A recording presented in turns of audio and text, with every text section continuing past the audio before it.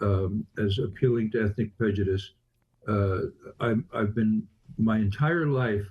I've been fighting against all kinds of ethnic prejudice. I was on the March on Washington, believe it or not, when Martin Luther King gave his famous speech. I've always believed in individuals.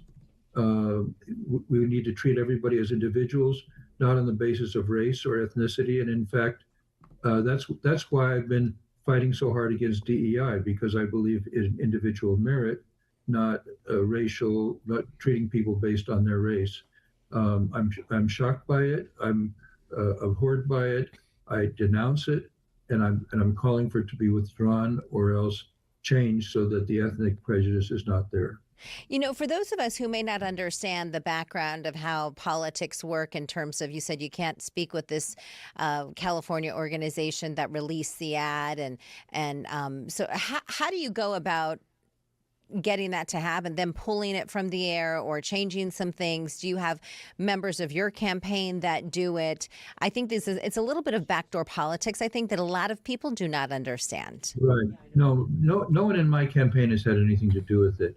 The rule is because the amount that somebody can contribute to me is limited, but the amount that someone can contribute to an independent campaign is unlimited. So if I were able to talk to them, I could in effect campaign through their ads, and that would be a violation of campaign limits. So there's a strict law against coordinating, and I can't legally talk with them, which I haven't done, but I can publicly call for them to withdraw the ad or modify it to take out any ethnic anything that might be viewed as appealing to ethnic prejudice. But my whole life I've been fighting this kind of thing. It's one of my main themes for my entire adult life. You know, we are joined now. Ty, welcome on in, my friend. I know we were both walking over from the other set. Superintendent, I think that there also is some frustration that this is something that could have been released. And Kimberly Yee is obviously very upset about it. And you're calling for it to be pulled from the air. Is that likely to happen? I have no idea. I can't, as I said, I can't communicate with them. All I can do is make a public statement. By the way, I've been a big admirer of Asian culture that makes students the best students we have in school. I'm also one of my passions is classical music. I'm a pianist. And if you go to a celebration of classical music, practically everyone carrying a violin or a cello has an Asian appearance. So I'm an admirer of Asian culture, and it's ridiculous that I would have anything to do with this. It would be contrary to everything I've ever done my entire life. Mr. Horne, do you feel like this might derail kind of what you and Kimberly Yee are both trying to do as we get into this very heated political climate right now? It shouldn't, because I had nothing to do with it, and I'm against it, and I'm calling for it to be called. So on this, she and I are in agreement. We have a lot of things that we're in disagreement about, which I'm happy to talk about if you want. But about this, we're in total agreement. No, I just meant just to kind of push on that subject a little bit more. But when something like this comes out, I mean, this does take away from your campaign message. And now she's obviously having to kind of talk about this as well. Does that take away from what you both are trying to do as candidates? I don't think it does, because we're both saying the same thing. So this is not a subject of disagreement between us. We have plenty of other things that we disagree about. And in fact, very strongly, I mean, I produced a document that proves that she was on a DEI committee with the Association of Treasurers. Originally, she denied it. She called there and my document came from their website. So she called her and had them take it down from their website, but I already had a copy of it. And in fact, we used something called the Wayback Machine to go to earlier websites. And for 4 years in a row, she's been shown as a member of the DEI committee. I'm totally opposed to DEI, simply exactly because I favor treating everyone as individuals and not on the basis of their race. So her denials, I think, are not truthful, and the latest statement she made, dealing with the fact that we had this document from the website of the Association of Treasurers. Mm-hmm. She's now claiming that it was a mistake on their part. That's doubtful. Well, when we had her on yesterday, she emphasized, and we've had both of you on here in studio, so we appreciate you taking some time today to share your reaction also to the ad. But she definitely came out and said that she's not she is against DEI and those measures, and she's doing what she can to not have any DEI initiatives in any type of public office. In terms, she's state treasurer right now. So let's move on to this. We do have a question in our chat. Let me respond to that. Of course, go ahead. She's saying that because it's not popular in a Republican primary. But she can't change the fact that she served on a DEI committee. The proof of it is documented. Anyone who wants to see it can see it on my website, tomhorne.com, Horne with an E. They can actually see the document put out by the Association of Treasurers, showing a very nice picture of Kimberly. The most practically the whole page is her picture, but underneath are her two committees. One is education for personal finance, which we always know that was one of her things, and the other one is DEI committee. So when she says that she's against DEI, she's doing that because she knows it's politically unpopular in Republican primaries. But when she says, she's been saying all along that she never was on the DEI committee, that is not truthful on her part. And I think sometimes lying about something is even worse than the thing itself. All right. Thank you for your thoughts on that. All right. Let's. I want to get with this one question in here before we get to a commercial break from somebody in the chat. They're actually they want to know how you plan to implement school resource officers on school campuses, high schools here in Arizona. Great question.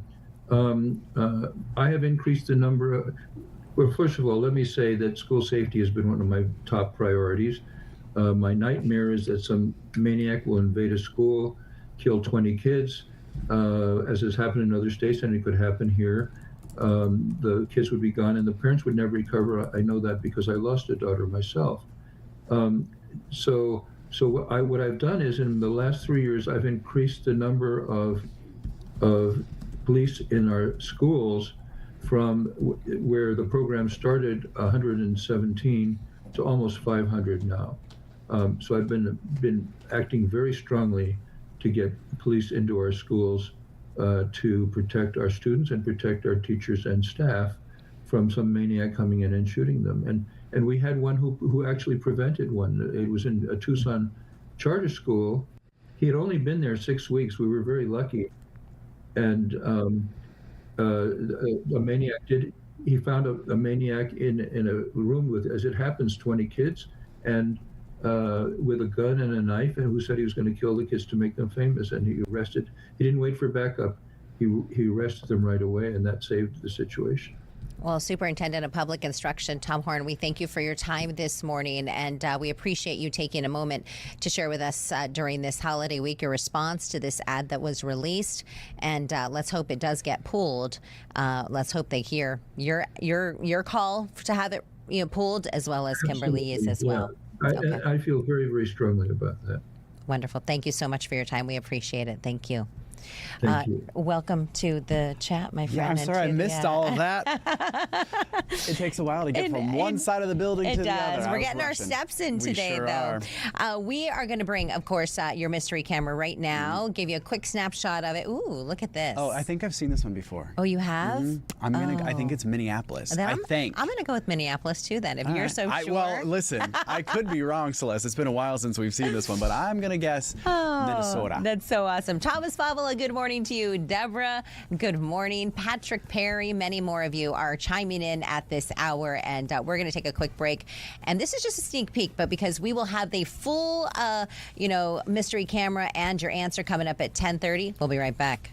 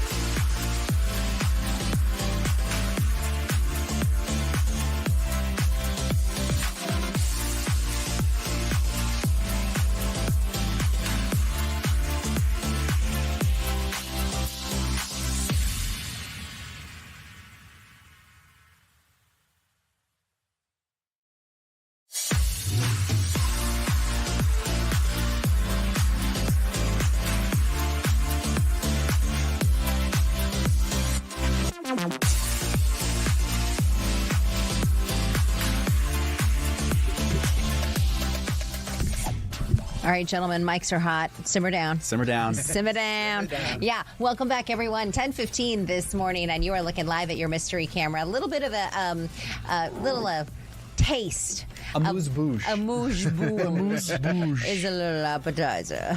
The full meal is coming up at 10:30. We do have a very special guest. Usually we only get him on Mondays. Did you know It's this? a twofer. Oh. It's a twofer. Hi, Mike. Hey, I know. good to see you This guys. is exciting. Can you believe Mike made time for us twice in 1 week? Wow. Oh, my gosh. We got to pay his agent I double. know. I'm going to, put a little Hunsky in your boy. mailbox. Oh, wait, we don't have mailboxes anymore. Darn. Okay, let's talk about that. This Empire State Building climb.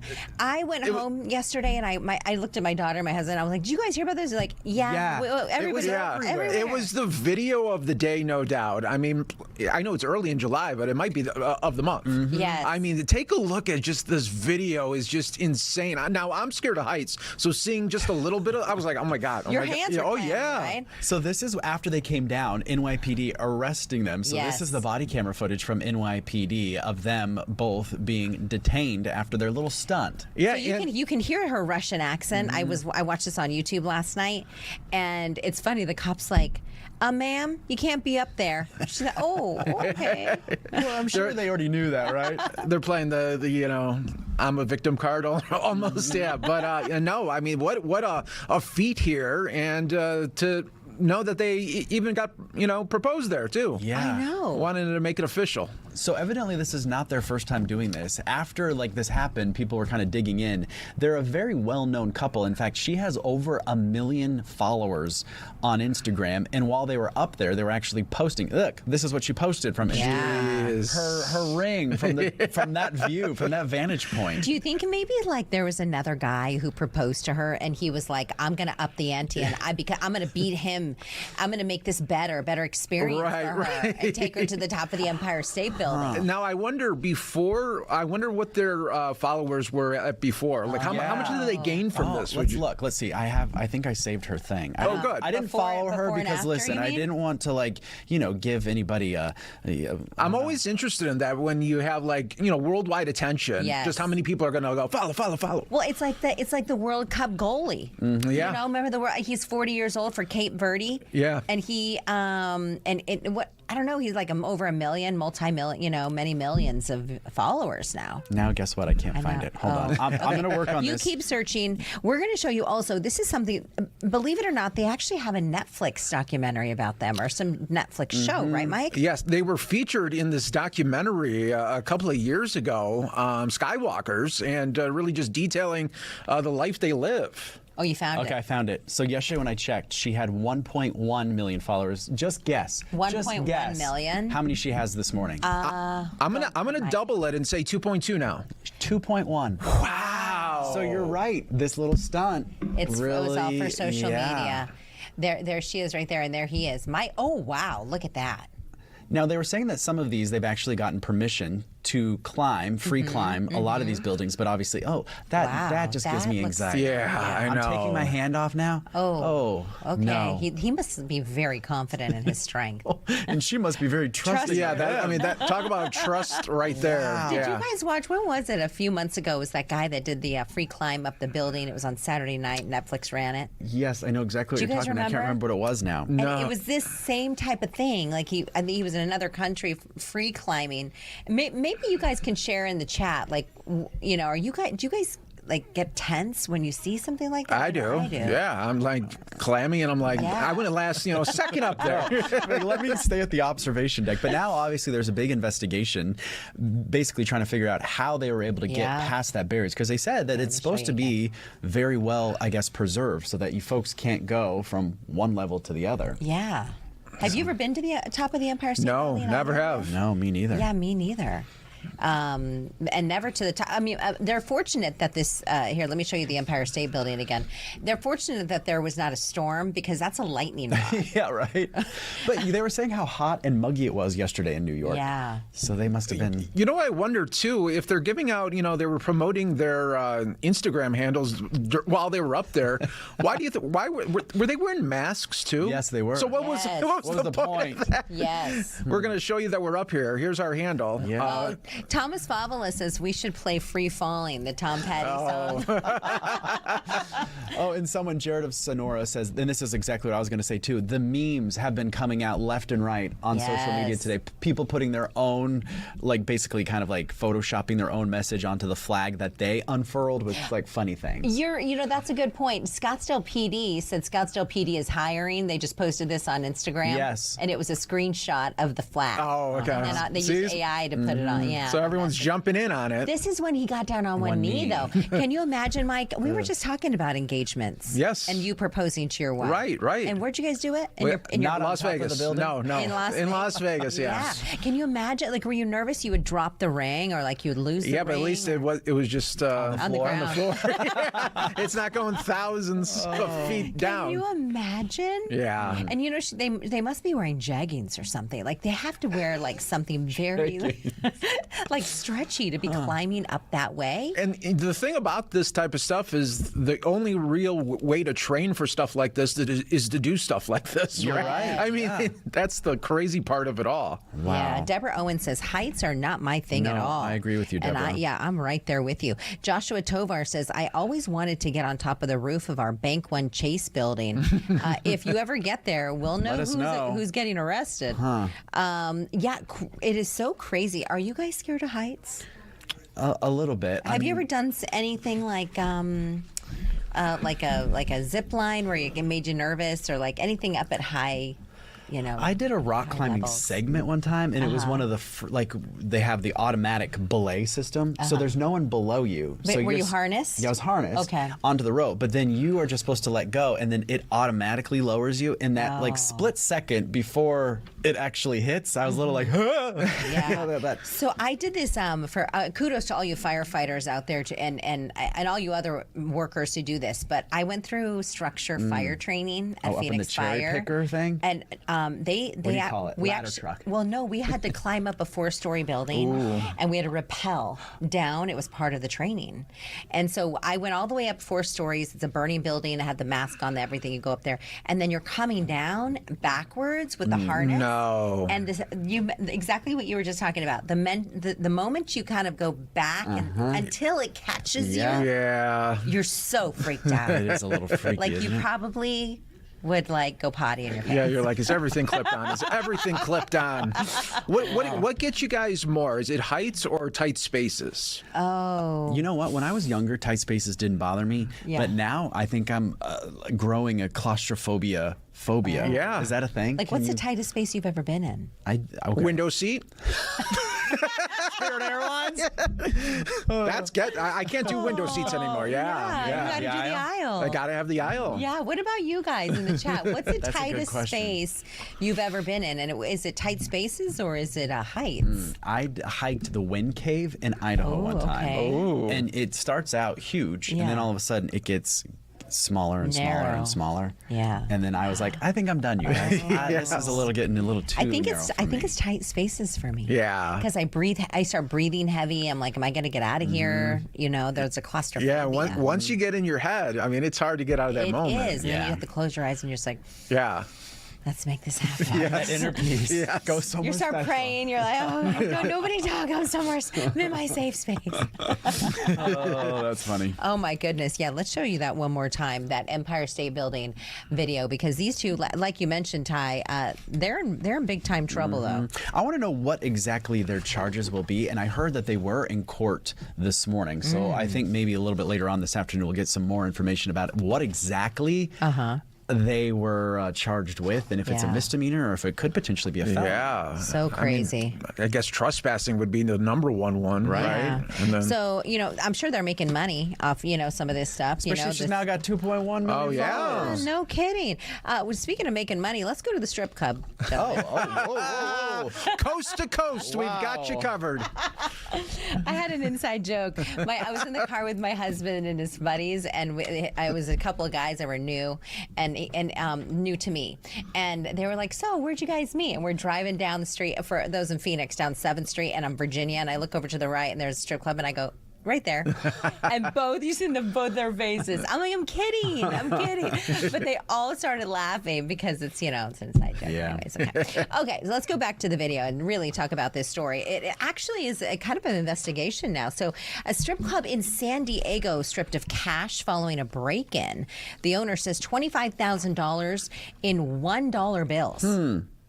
Yeah, I mean, and then take a look at the video here, and when you read more about it, so it's being investigated as if it's an inside job. Yeah. Because this guy had access codes. He knew what to do. He probably knew, where to look for all these dollar bills. Maybe somebody who worked there. That's what they're thinking, maybe an ex-staff member. But the owner of the strip club is now offering a $5,000 reward with anyone with information. Does it say how much? Oh, $25,000. In $1 bills. $1 bills. I mean, that's a lot of stacks that you got to carry around. That is a lot of stacks. That is many duffels. That is. of cash. And then he's in and out real quick, too. Look at the time. I mean, he was gosh. Just, boom. It's so crazy. So that's under investigation right now. Let's go to this next story. Take a look at this. A passenger at Indianapolis International Airport. This is very timely since many of you may actually be traveling. Keep your eyes open for things like this. A smoke grenade. They tried to get it through security, hiding it inside of a jar of peanut butter. Imagine if the peanut butter, you're like, yeah, I'm hungry, and you open it up.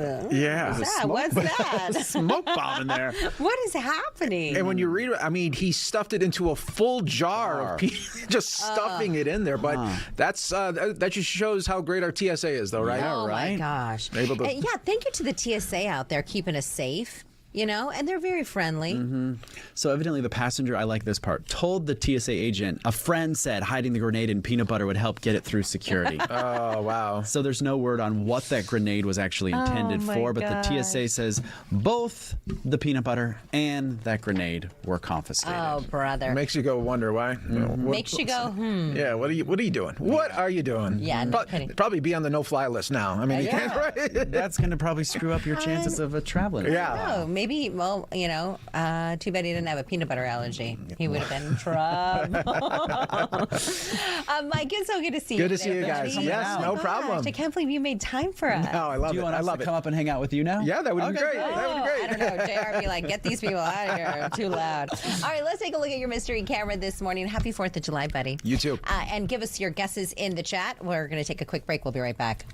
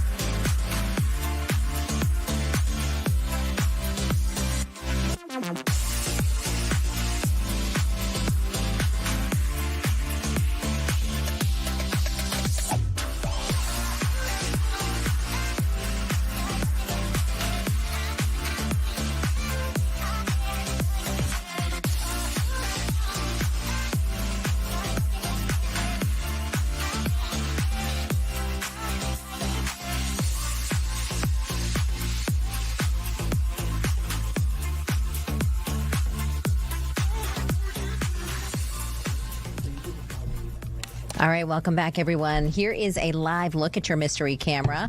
We do have some guesses in the chat, Ty. We sure do. I saw some folks were going with me with Minnesota. Okay. I did see, I think someone said Wisconsin. We had some other guesses in there. So real quick, we'll give you another 5 seconds to get those guesses in there before we reveal the mystery camera on this Thursday. So what are the two states? It's Minnesota and... Well, it's the two cities. Oh, yeah. So St. Paul and then Minneapolis. St. Paul, Minneapolis. Yeah, Minneapolis, St. Paul. And I think that's what it is. Oh, look, someone else agreed with me. I do remember. I was there for a wedding one time, and we did cross the bridge into the different cities.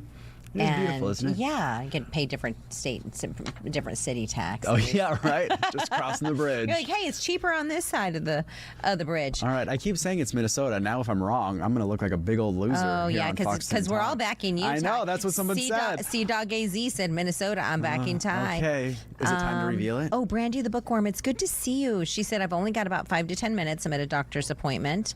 And Pittsburgh from William K. Good morning, William. All right, let's give you your answer. All right, here we go. St. Paul, Minnesota. We were right. All right. St. Paul, Minnesota. Ty can be trusted. Thank goodness, right?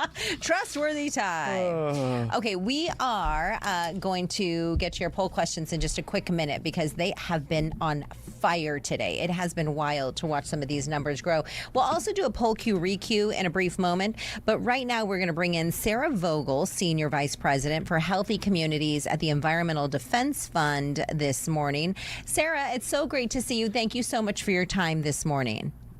Oh, thank you for having me. Sarah, can you briefly just describe what is your job and what do you do? Because I feel like that's quite the title you have, Sarah. Yeah, so my title is Senior Vice President for Healthy Communities at the Environmental Defense Fund. So I work with a team trying to protect our health from, things that we don't want to be exposed to, air pollution, toxic chemicals. There is something called the Toxic Substances Control Act. What is that and how does it help Americans?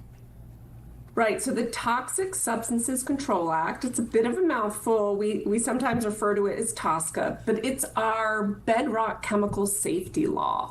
So it's designed to protect all of us from toxic chemicals that you may come into contact and be exposed to in your everyday life from products in your home. Think about your carpets and your fabrics and your electronics, in the workplace, cleaning products, and solvents, and in your communities when these chemicals are released into the air and the water and the soil.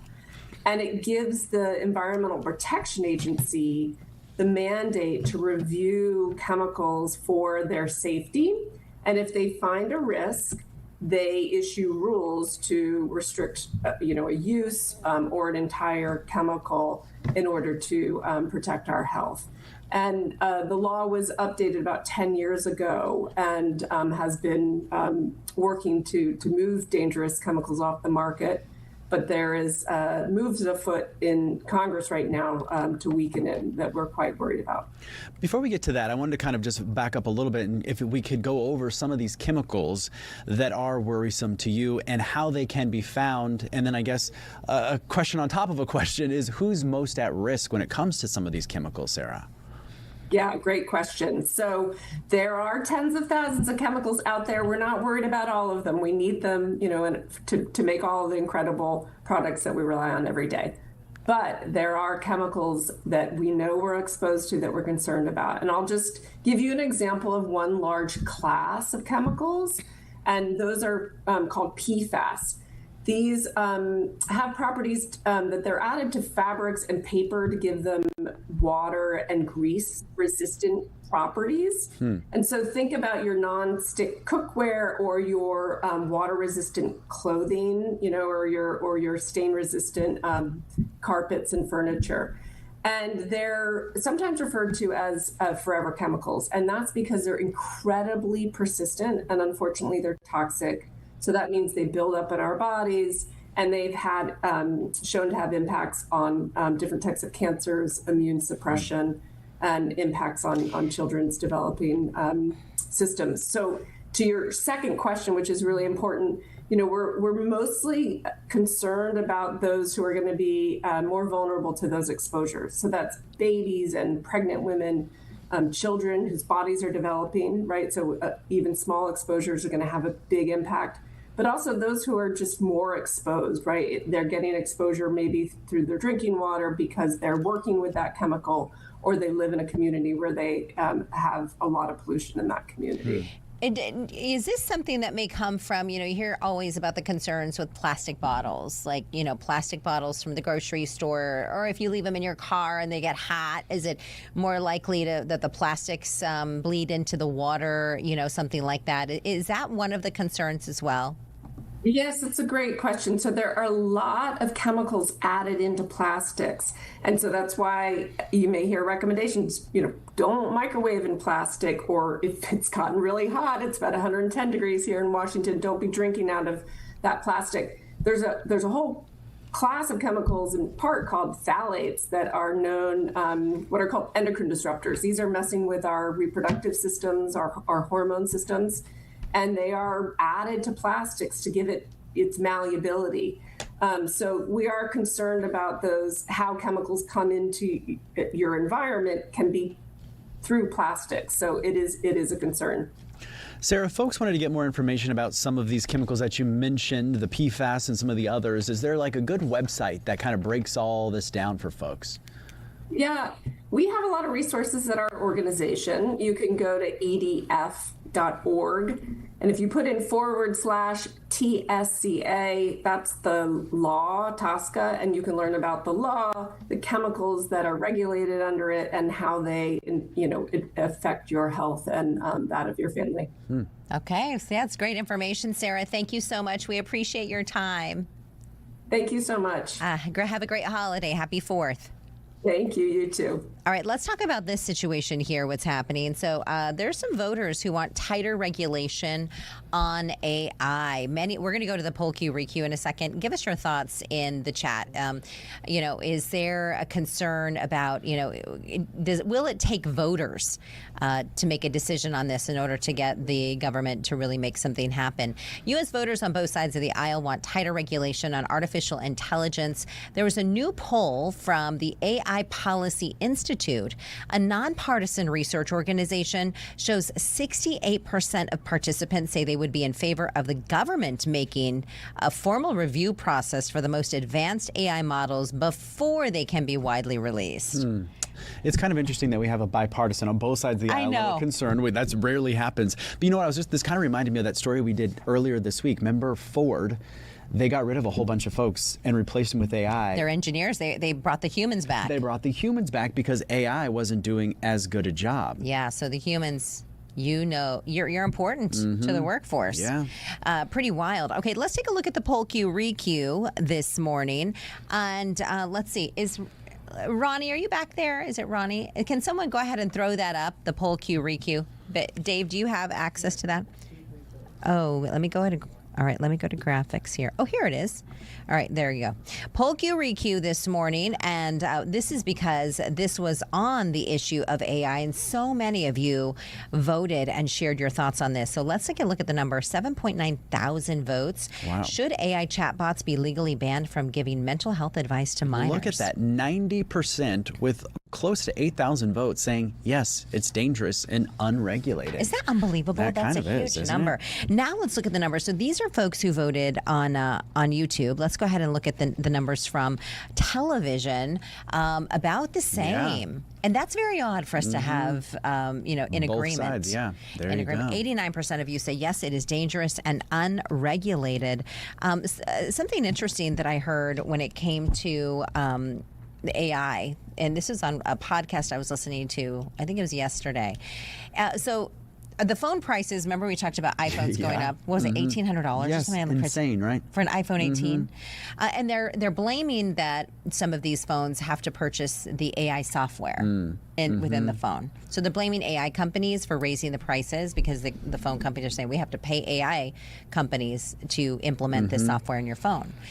Well, this podcast was talking about how now China is coming forward with cheaper AI that works better than what we're producing in the United States. And it took me back to remember when we started producing prescription drugs overseas, we started manufacturing chips, phone chips overseas. And are we unfortunately in this new era going to have to rely on another country again to create something cheaper because we won't make it cheaper. Or maybe we can just ask for like the non-AI version of an iPhone. Yeah, no AI. Make it a little cheaper. He's going to look at us and go, that's called a flip phone, man. Someone in the chat was cracking me up. I think it was Williams K when he was talking about the AI. He's like, has no one seen the Terminator films? Or what's it called? The one where the woman kind of traps the guy at the end and then she takes off and he's trapped. What movie is this? This my sounds good. I need to gosh. see this one. Yeah, you like these movies. Yeah, I like Yeah, you want to be trapped by a woman. No, not it. Look out. Oh my gosh. Okay, let's talk about this story here. Let's show you the video because we love video around here, don't we, Ty? We sure do. We Can you find it? love video. Here it is. Can you find it? And I love me a burger. I actually made turkey burgers last night, and I made a homemade marinara pasta. And you made brownies this morning for the crew. That's right. You're like a short order chef over there at the Rodriguez household. My husband loves it. It's a Rodriguez household. He's like, woman. So they say when you're marinating meats, keep it simple. Okay, listen to this. Okay, we I'm all want, ears. we, As the vegetarian. I know, right? Your vegetables can be any temp, actually. Always do it in the refrigerator, not on the counter if you're marinating your meat. If you plan to reuse that marinade as a sauce, which I never do, but if you have a tip on that, please put it in the chat because it's kind of a controversial thing, I think. But if you plan to use it, make sure you boil it to kill any bacteria. Okay. And different meats need to hit safe internal temperatures. When I cook beef, I like mine like a medium rare or medium for the burger and the steak. But when I cook a chicken, you have to have it at 165. See, even I know that. You have to have it at 165. So I keep, look at that steak. You have to have a meat thermometer nearby because otherwise it's like, you don't want to get sick and you don't want your family to get sick. That's very true. Right? So we're trying to keep you guys healthy because we love you guys. You guys are great, right, Ty? Indeed. Are we at a break? We will be in about 15, 20 seconds. Oh, sorry. We still have more time. I was looking at this. I didn't see that. We have like 20 seconds. We Okay. have a ton more time. In TV, that's like a lot of time, 20 seconds. So you do like a back handspring. Yeah, we can. Let's get going. Ready? Okay. All right, here is a quick glance at another beautiful shot of the country. Where is this, Ty? I'm going to say Chicago. Chicago. Anita's Chi-town. hometown. It's Chi-town. We'll be right back.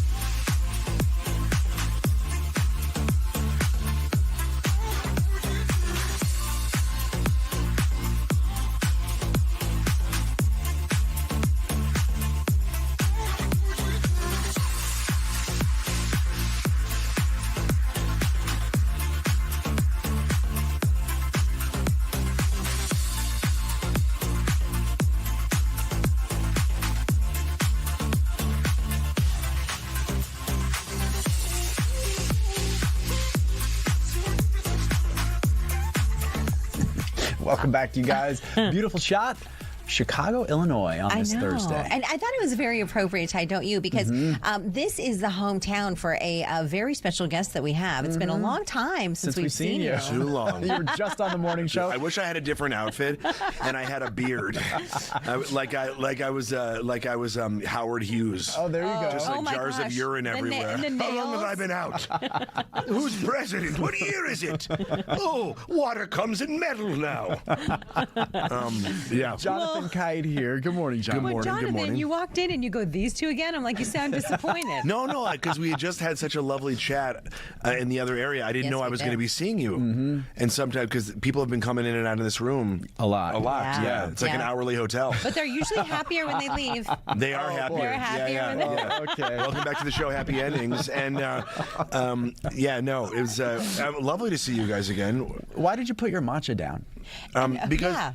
no, because And I know that I'll just keep drinking it. I'll That's just okay. Here's the thing. I Here's the wanted thing. to ask you about matcha. Well, if you're going to bring matcha in here, you can't drink matcha alone. We have to have some matcha too. Yeah, it's right up off camera. Your audience. He can't. brought a barista in for us. I have this. Yeah. I just have a mermaid from Starbucks. Yeah. Okay, but matcha's having, I guess, A resurgence? A resurgence. Yeah. And you're from LA. Yes. And matcha is like the it drink there, right? Yes. Well, I think that the reason I drink matcha is because I was drinking so much coffee. We talked about this in our last segment.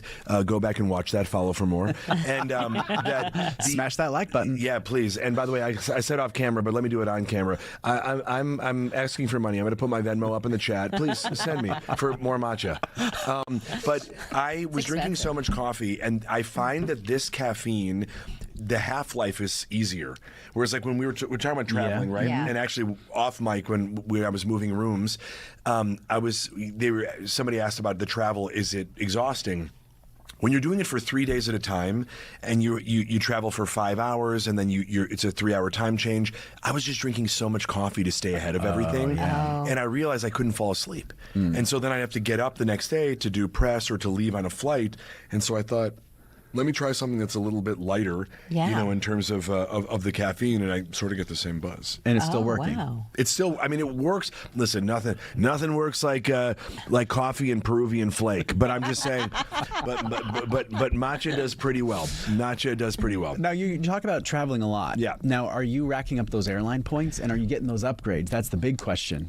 What is going on, Delta? I am. Oh my gosh, Delta's expensive. Yo. Girl. Girl. Girl, please. They are expensive. They're so but you know what? I'll tell you why. They've updated all their planes. You ever get on? So the American Airlines terminal at LAX is in Narnia, okay? I dropped off at 4, and I had to take a Sherpa and a shuttle, and a ferryman, across the river Styx to get. I almost missed the flight, and none of those planes are upgraded. Why am I traveling to travel? There's a layover in the airport that I'm already in. And Delta, I think it's more expensive because all those planes have been updated. All of them. They're and you really have nice. the screen on the back of the chair. And they have the leg room. Oh, all of them. Oh, you must have the nicer seats. I mean, I still need that money and that Venmo to get those nicer Do seats. people recognize you on planes? Are they like, hey, I recognize Sometimes your voice? they're nice. I mean, I tend to travel like the Unabomber. I have a hat on, sunglasses. It's not always good very- going through security. No, it's not. Especially when my cell phone ring is a tick. No, that I go through like all covered up. I just like to be in my own little world. Oh, incognito, yeah. And because I travel so much, I do wear a mask on a plane because it's not that you always hear somebody who is. I'm like, please tell me, not for them. They better be having a heart attack because no, they're just coughing wildly into the mouths of all of us. It's like that game where you like put a card on and you suck and blow. Shout out to my Clueless fans. But I'm like, that woman over there is just doing that, and I did not consent. Do you know what I'm saying? Yeah. Like this woman So do you is have it on in the forcing airport? her air into me. Do you put it on in the plane, like right there? You put it on. As soon as I get on, because that tunnel when you're just hanging out, it's like I just feel like I'm in that sewer rat that's serving sushi from our last segment. Go Thank back and you. watch for that callback. It all comes back. Yeah, there you go. We're going to be doing runners callbacks all episodes. Because people are walking by and they're just standing there, and I had it because I was traveling, and there was somebody in front of me. I couldn't see them, but all I could do was hear them cough.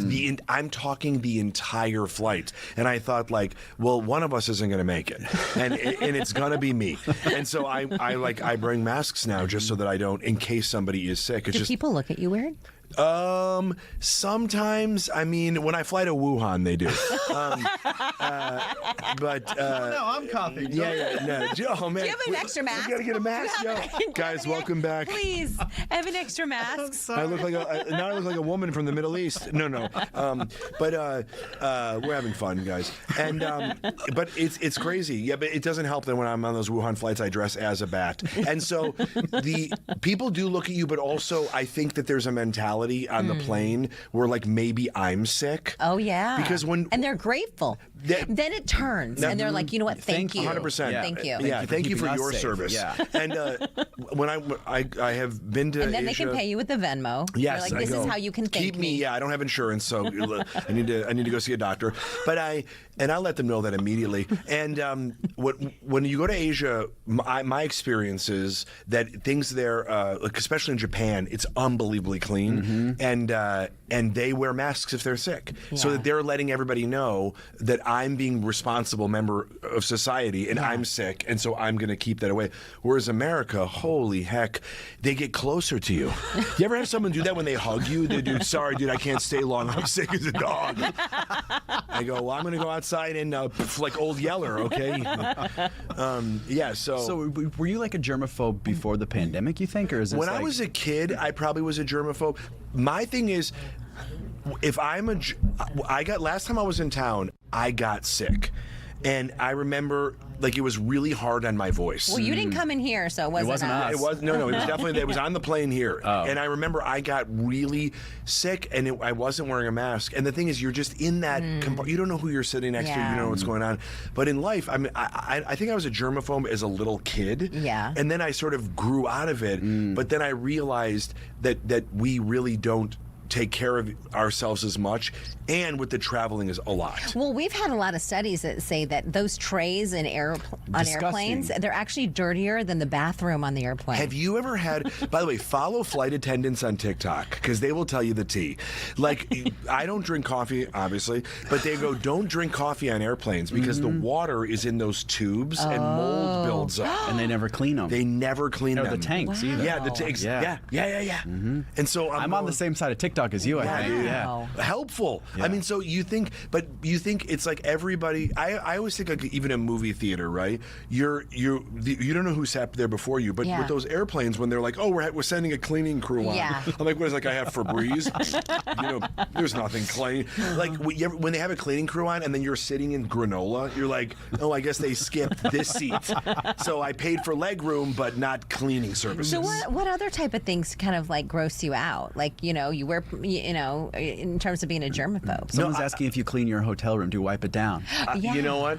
Great question. Do you check to see if there's a camera behind the mirror? I hope there is. I'm looking for fans and follows anywhere I get.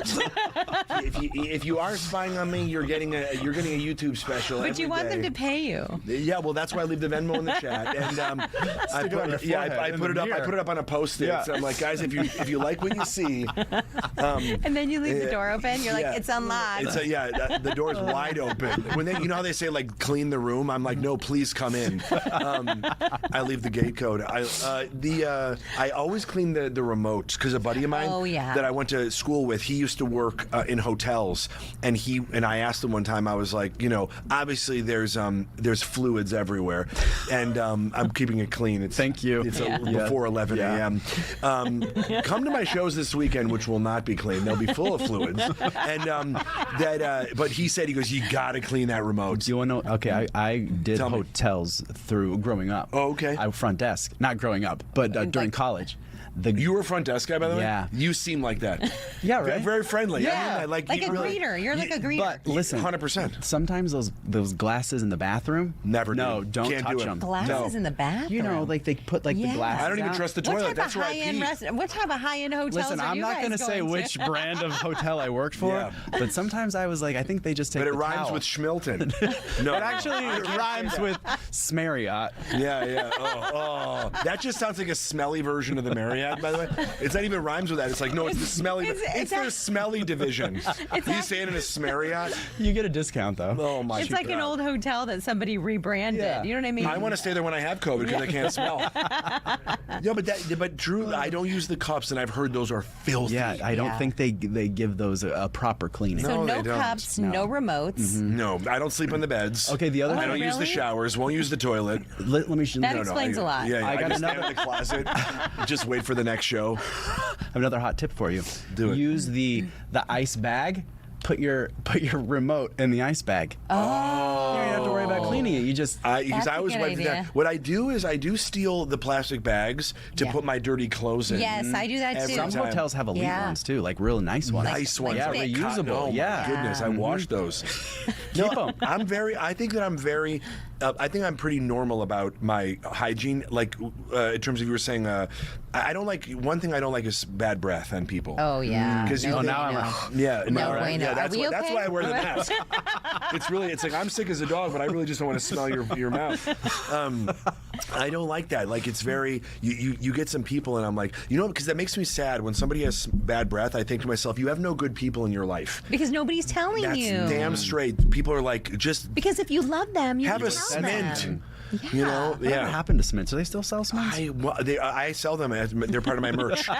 Jonathan Kite Smints. With your face on them? Yeah. I smell Banaka. Banaka, remember Yo, Banaka? I love Banaka. That was my a thing gosh. in middle school. Everybody school, loved that the was a Banaka. hot That was stuff. amazing. Now I feel like you could get that from bathroom attendants. You can in clubs. Yeah. You can get The Polo, lady, do you ever Dracar Noir. Do you tip the lady or the guy in the bathroom If in the clubs? if they have Venmo, I do. But sometimes people are like, they have cash. I'm like, what is this, 1984? I'm like, let's see if I can scrounge a nickel. I go, I don't have cash on me right now. I know. But when they have Venmo, I do. Yeah. You know what? It makes me sad that the valet companies for cars don't. Okay, we got 10 seconds. Oh no, we were having so much no. fun. Where are you live this weekend? I'm at Desert Ridge tonight and tomorrow, and I'm at Stand Up Live Saturday, Sunday. Come out. We have great times, good funds. My Venmo will be in the chat, and I'm selling merch. And if you Jonathan, it was a pleasure seeing Yeah. you see you Thank again, you I'll for see you in coming. I'll see you in another hour. Yeah, Bye-bye. come back. Stay all day. I'm coming home with you guys.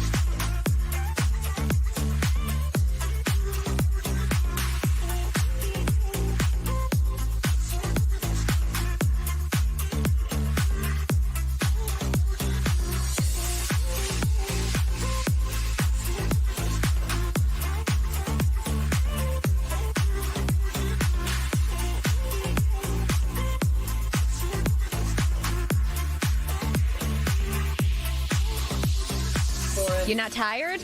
Oh, look at you. He didn't bring me matcha. Who Jonathan didn't? Kite.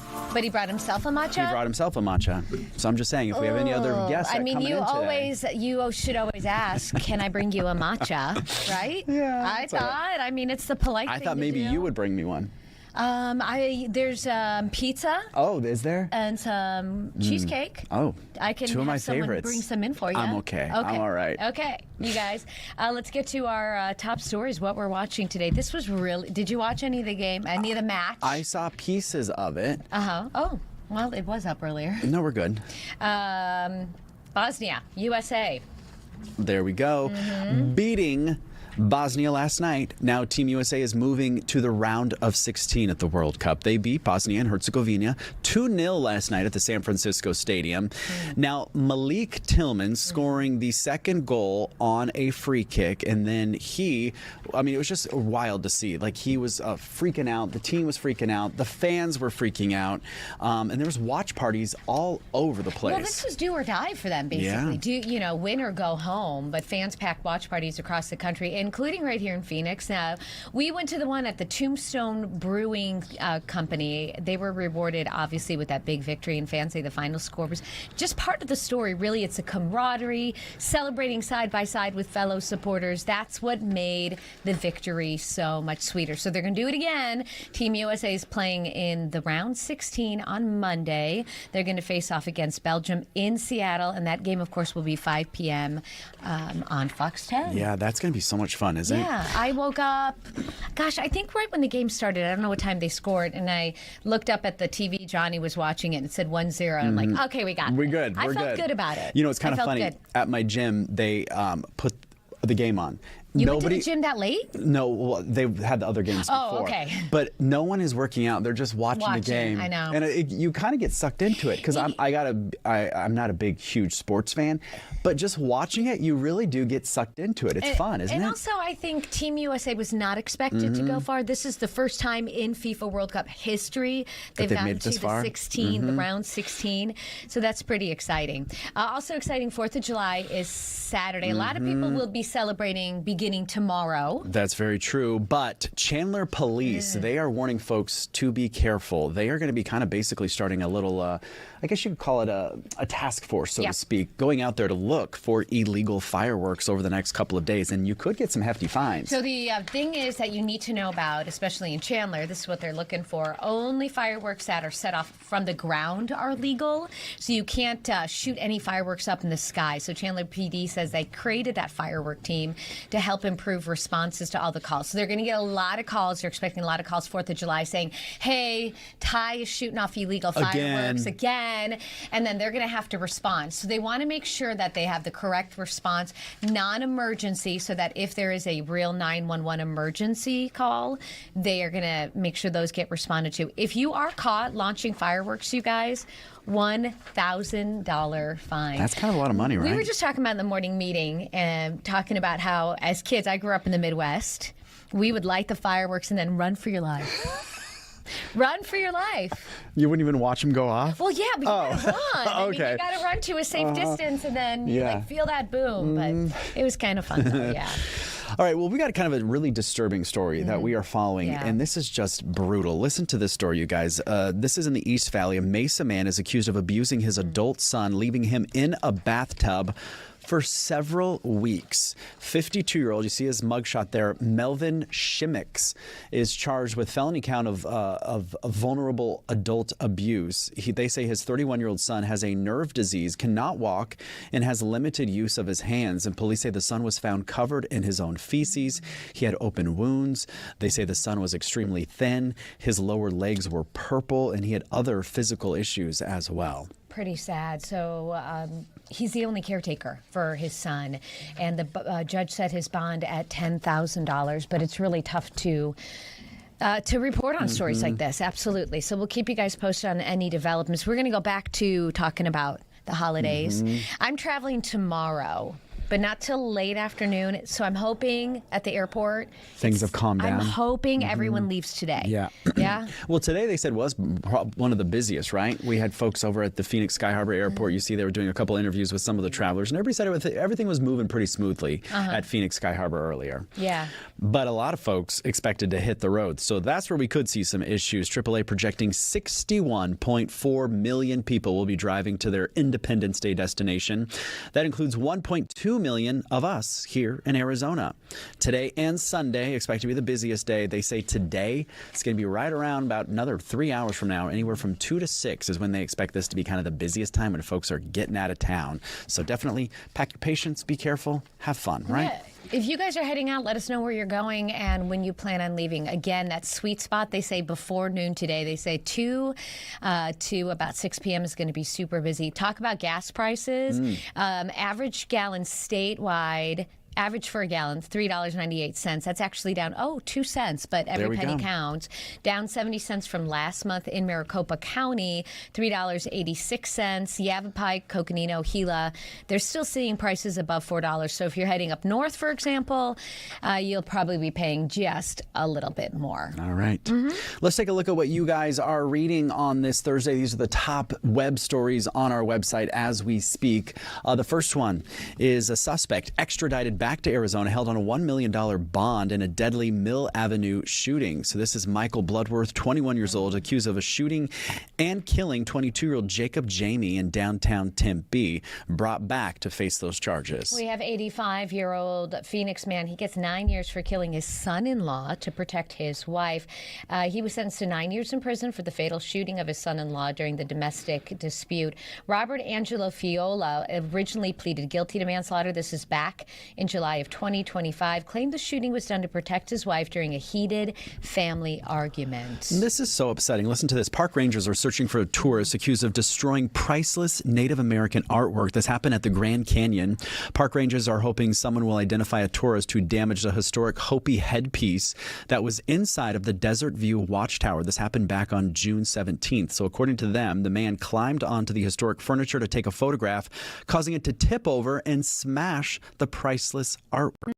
So, and we have the video posted too if you wanted to go take a look at the video. It's on our website, fox10phoenix.com. But those are the 3 top stories that you guys are reading on this Thursday. The big story that we are talking about, the fireworks, but we also still have all the fires that are burning. So a lot of the municipalities have canceled fireworks. They're doing drone shows. Yeah, and that includes Flagstaff, one of our favorite places around here. So we have Ryan.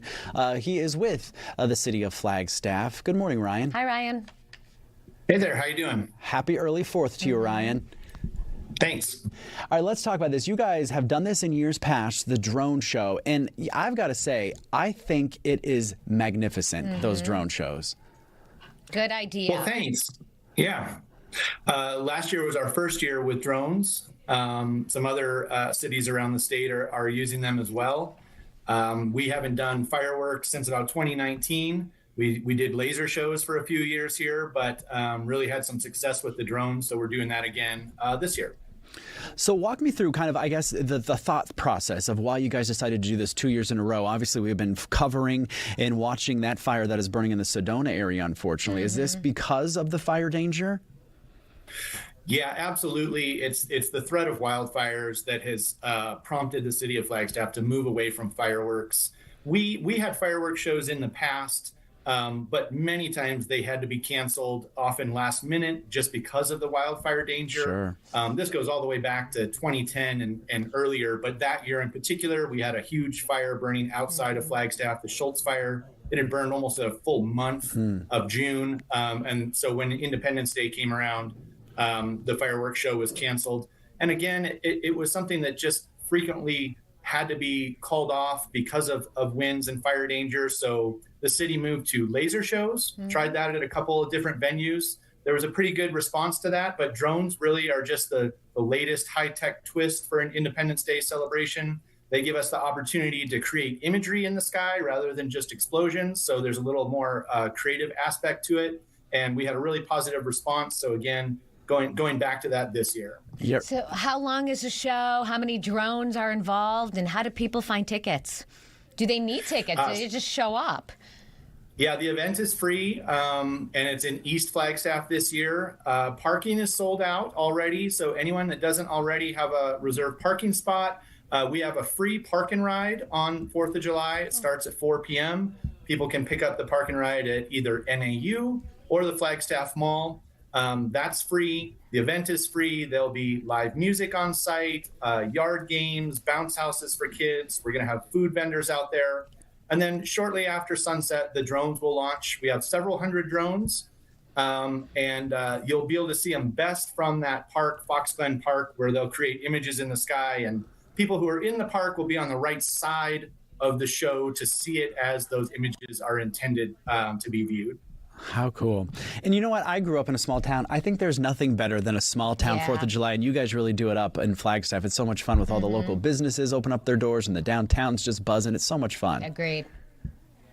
Yeah, it's a really fun and family-friendly and pretty busy weekend for us historically. It starts with a mile run, just a characteristic Flagstaff. People are really into health here. So there's a mile fun run downtown early in the morning. Then there's the parade. There's art in the park that day. And then the Flagstaff Symphony Orchestra also puts on a show at Fort Tuthill. And then, of course, the drone show is the big finale to all of that. Love it. The nice thing is you can head up and head back down in one day. So if you don't want to pay for the hotel or you can't find one, it's perfect. Okay, one more time. What time does the show start? So activities start at 4 p.m. and then the actual drones will go up shortly after 9 p.m. At Fox Glen Park in Flagstaff. And I've got to squeeze this in that we're about 25 degrees cooler than Metro Phoenix right now. Yeah. So besides the 4th of July show, lots of things going on, lots of trails to explore up here, Lowell Observatory, plenty of other things to extend that holiday weekend. Yeah, that barefoot trail. We're going to come check that one out. Thank you so much. Happy 4th of July. Be safe. Thanks, Ryan. Same to you. Thanks a lot. Okay, thank you. Okay, you know what time it is? I do indeed. It's your favorite time. You have to press this one. Oh, hold on. I thought, It's okay. Is that not it? There. Oh, yep, that's it. Okay, here it is. I'm not that dumb. I'm not that blonde. The pet rock was introduced this year. Oh gosh, I'm gonna go. Thing. I'm gonna say I think it was like the late '80s. I'm gonna go like '89. The pet rock in '89. 62. Okay. I don't know why. Get your guesses I don't know what it is. Is this like a toy you buy? No, it's like literally a rock that people. Oh, I think that's like into. back in the day where people didn't have video games. Or Tamagotchis. Remember the Tamagotchis? All right, put your votes in. We'll be right back.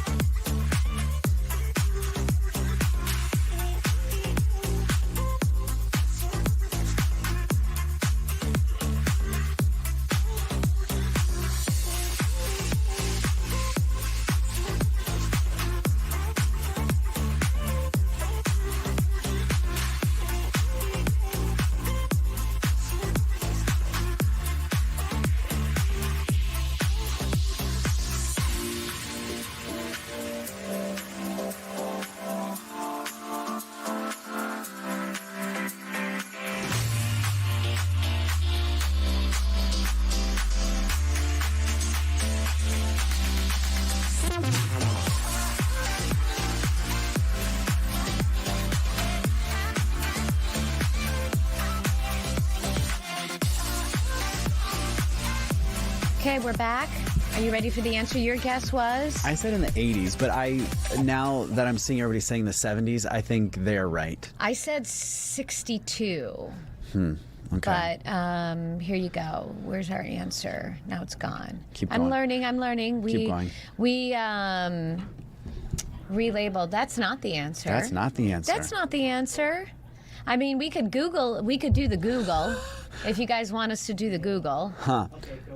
Well, what was it? Go for it now, Go he for it said. now. Okay. It's 1975. Wow. Ooh, we got some folks that were really close. Look at that. 71, 73, 74, 67. Ooh, Thomas Brown said 1975. There we go, Thomas Brown. You're the winner. Ding, ding, ding, ding, ding. Okay, so we did a little research here. The Pet Rock was introduced to the public in August of 1975 as a gift and trade show in San Francisco. It was created by advertising executive Gary Dahl. The whimsical novelty quickly became a massive holiday craze. It was only $4, well, $3.95 to be exact. Buyers received a smooth beach stone nestled in a custom cardboard carrier with breathing holes and a straw bed, along with a humorous training manual for the Pet Rock. Kind of looks like one of those lava rocks you put in your fire pit on the backyard. It does. Hold on. I'm going to go on eBay to see if people are If you still can still selling buy them. one. Hold on. Let's see how much they're going for. Pet Rock on eBay. Oh, Okay. sure enough, you can. You can still buy them? Oh, it's in the same box too. Yeah. But now it's $41.29 for a set, and then This was the $9.99. original. It says $58. $58. Oh, gosh, wow. I wonder if any of you still have a Pet Rock from It the looks like mid-70s. it came with a little nest as well. Yeah, they said it comes in a little... Cute. Okay. Well, can't wait for tomorrow. It's kind of wild, these crazes, where these things come from, right? A pet What rock. catches on? So, true story, we had pet rocks in science in 5th grade. And my pet rock and my friend's pet rock were boyfriend and girlfriend. Okay. We got in trouble. The whole classroom got in trouble at lunch, and the lunch mom said, no more talking. Everyone sit at your desk. So my friend was sitting over by the window, and she's like, throw your rock. Throw your rock. And so you know what I did? Threw your rock? I chucked it. Her name was Pebbles. Yeah. And she hit the window. Did she crack the window? She did, and I had to promptly go to the principal's office. Anita. But because I had never Whoa. gotten in trouble before, the principal was like, just get out of here. I didn't get You in trouble. broke a window I cried at so school? hard. And then I apologized to the Rebel. science teacher because She's a rebel. it was so awful. Well, good thing we have a lot of windows in here, but I- luckily she's not Do you have throwing any anything. rocks? No rocks yet. Gosh. All right, you guys, FIFA World Cup fever is very strong and alive, and so that's what we're going to talk about. We sure are. We have our next guest here, Ryan Bess with The Athletic. Ryan, good Hi. morning. Good morning. How's it going today? Happy Good to be here. see you. How about Team USA? Who expected this? I know they're really hitting lightning in a bottle. They not only are playing really well at the right time, but the way the bracket ended up breaking for them, they had a pretty favorable path. So their matchups are doable. They're winnable. So it's an exciting time to be a fan of the U.S. men's national team, considering they have, a pretty favorable path and a pretty exciting time to maybe win even 1 or 2 more games in the knockout round. So yesterday, I guess our star player scored, but then he got a red card, and so he cannot play in the next match. For people who are just now kind of getting in on this craze of FIFA World Cup and soccer, what does this mean, and why can't he play? Why can't they reverse it, or why miss a whole game?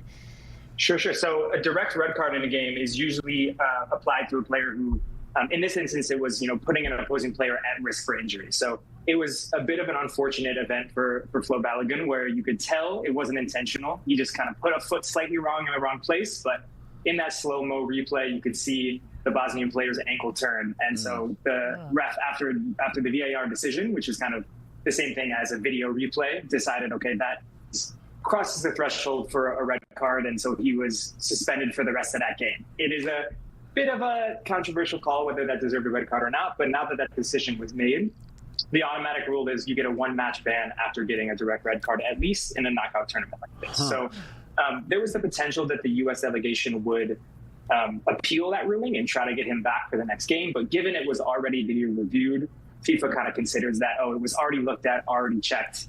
You really either cannot appeal that decision, or that bar to actually reverse that decision would be quite high. So it's a big impact to the U.S. team. Balogun has been playing really well, has been scoring a lot of goals, but there's still a lot of attacking talent on this U.S.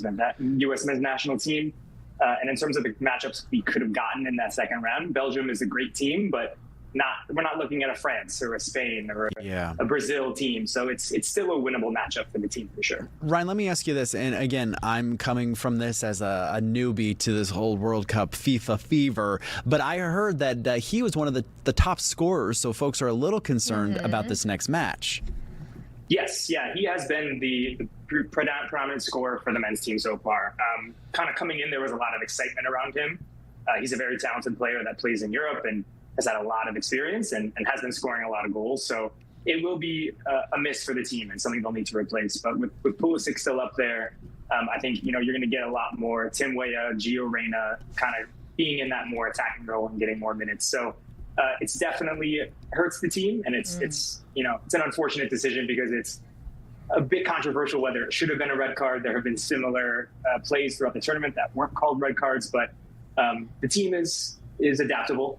They'll be able to get through it, and other players will be there to step up. And it's one of the more talented U.S. men's national team rosters we've ever had, especially in recent memory. So there is a lot of talent there to fill that void. You have a bracket with The Athletic. Tell us about that. Yeah, we have a bracket at The Athletic that has been updating throughout the course of the tournament. It is kind of both a projection bracket, but also a simulator. So during the group stage, we have each team, we've given them ratings. We kind of use those ratings to understand how likely are they to win certain matchups. And then throughout the group stage, we're able to project who might win their group, where might they be. Now that the teams are in the bracket, we're still updating that bracket live throughout the course of matches to say, your team just scored, how much more likely are you to win your matchup and make it to the next round, right? It's the best place to follow matches live because you get a real sense of who might we play in the next round and how likely are we to win that matchup. And, at this point, we're not even through the first round. There are still more than 4 million ways this bracket could shake out between all the winners and losers of each match. So it's a great place to follow the games and see, what does this mean for my team and who might I play next? We have a question in our chat from Linda. She says, so can the U.S. substitute for the banned player from Monday, or do they still play with just 10 players? It's a great question. They are able to substitute. So they only had to play one player down for the remainder of that match where Balogun was suspended with the red card, but now they are able to start with 10 players, play the full match with 10 players as long as no one else gets a red card in that game. He just can't be one of those. Ryan, what are you thinking as far as, are there any surprises that have come out of the World Cup so far for you? Yeah, there's a couple really big storylines that have been quite exciting and surprising to watch. So the first out of the group stage was Cape Verde. They've been a really exciting team to watch. They drew all 3 of their matches in the group stage. Smallest country population-wise to ever make a knockout stage of a World Cup. First debutante. This is their first World Cup ever. They've gotten out of the group stage. That hasn't happened in, I think, 10, 12 years from now. Wow. So they were a really exciting team to watch. Their prize for getting out of the groups is facing defending champion Argentina and Leo Messi in the first round. So, uphill battle for them. But even getting out of the groups is a big win for them. And then so far in the knockouts, Paraguay has been a really incredible story. Germany is, historical powerhouse in the tournament, and the South American team that doesn't often make the World Cup was able to, eke out a game in penalties and actually eliminate the European giants in the first round. So they are, again, rewarded with a matchup with, I think, the team's best tournament in France, who are scoring goals quite easily and are a really exciting team. But again, making the knockouts, getting past a powerhouse German team is a really exciting, surprising story for the Paraguayan team. And we beat them, right? I mean, that was our first match, so I think that says a lot about it was quite a dominant performance from the U.S. men's national team, so it's a good sign for the future of the team.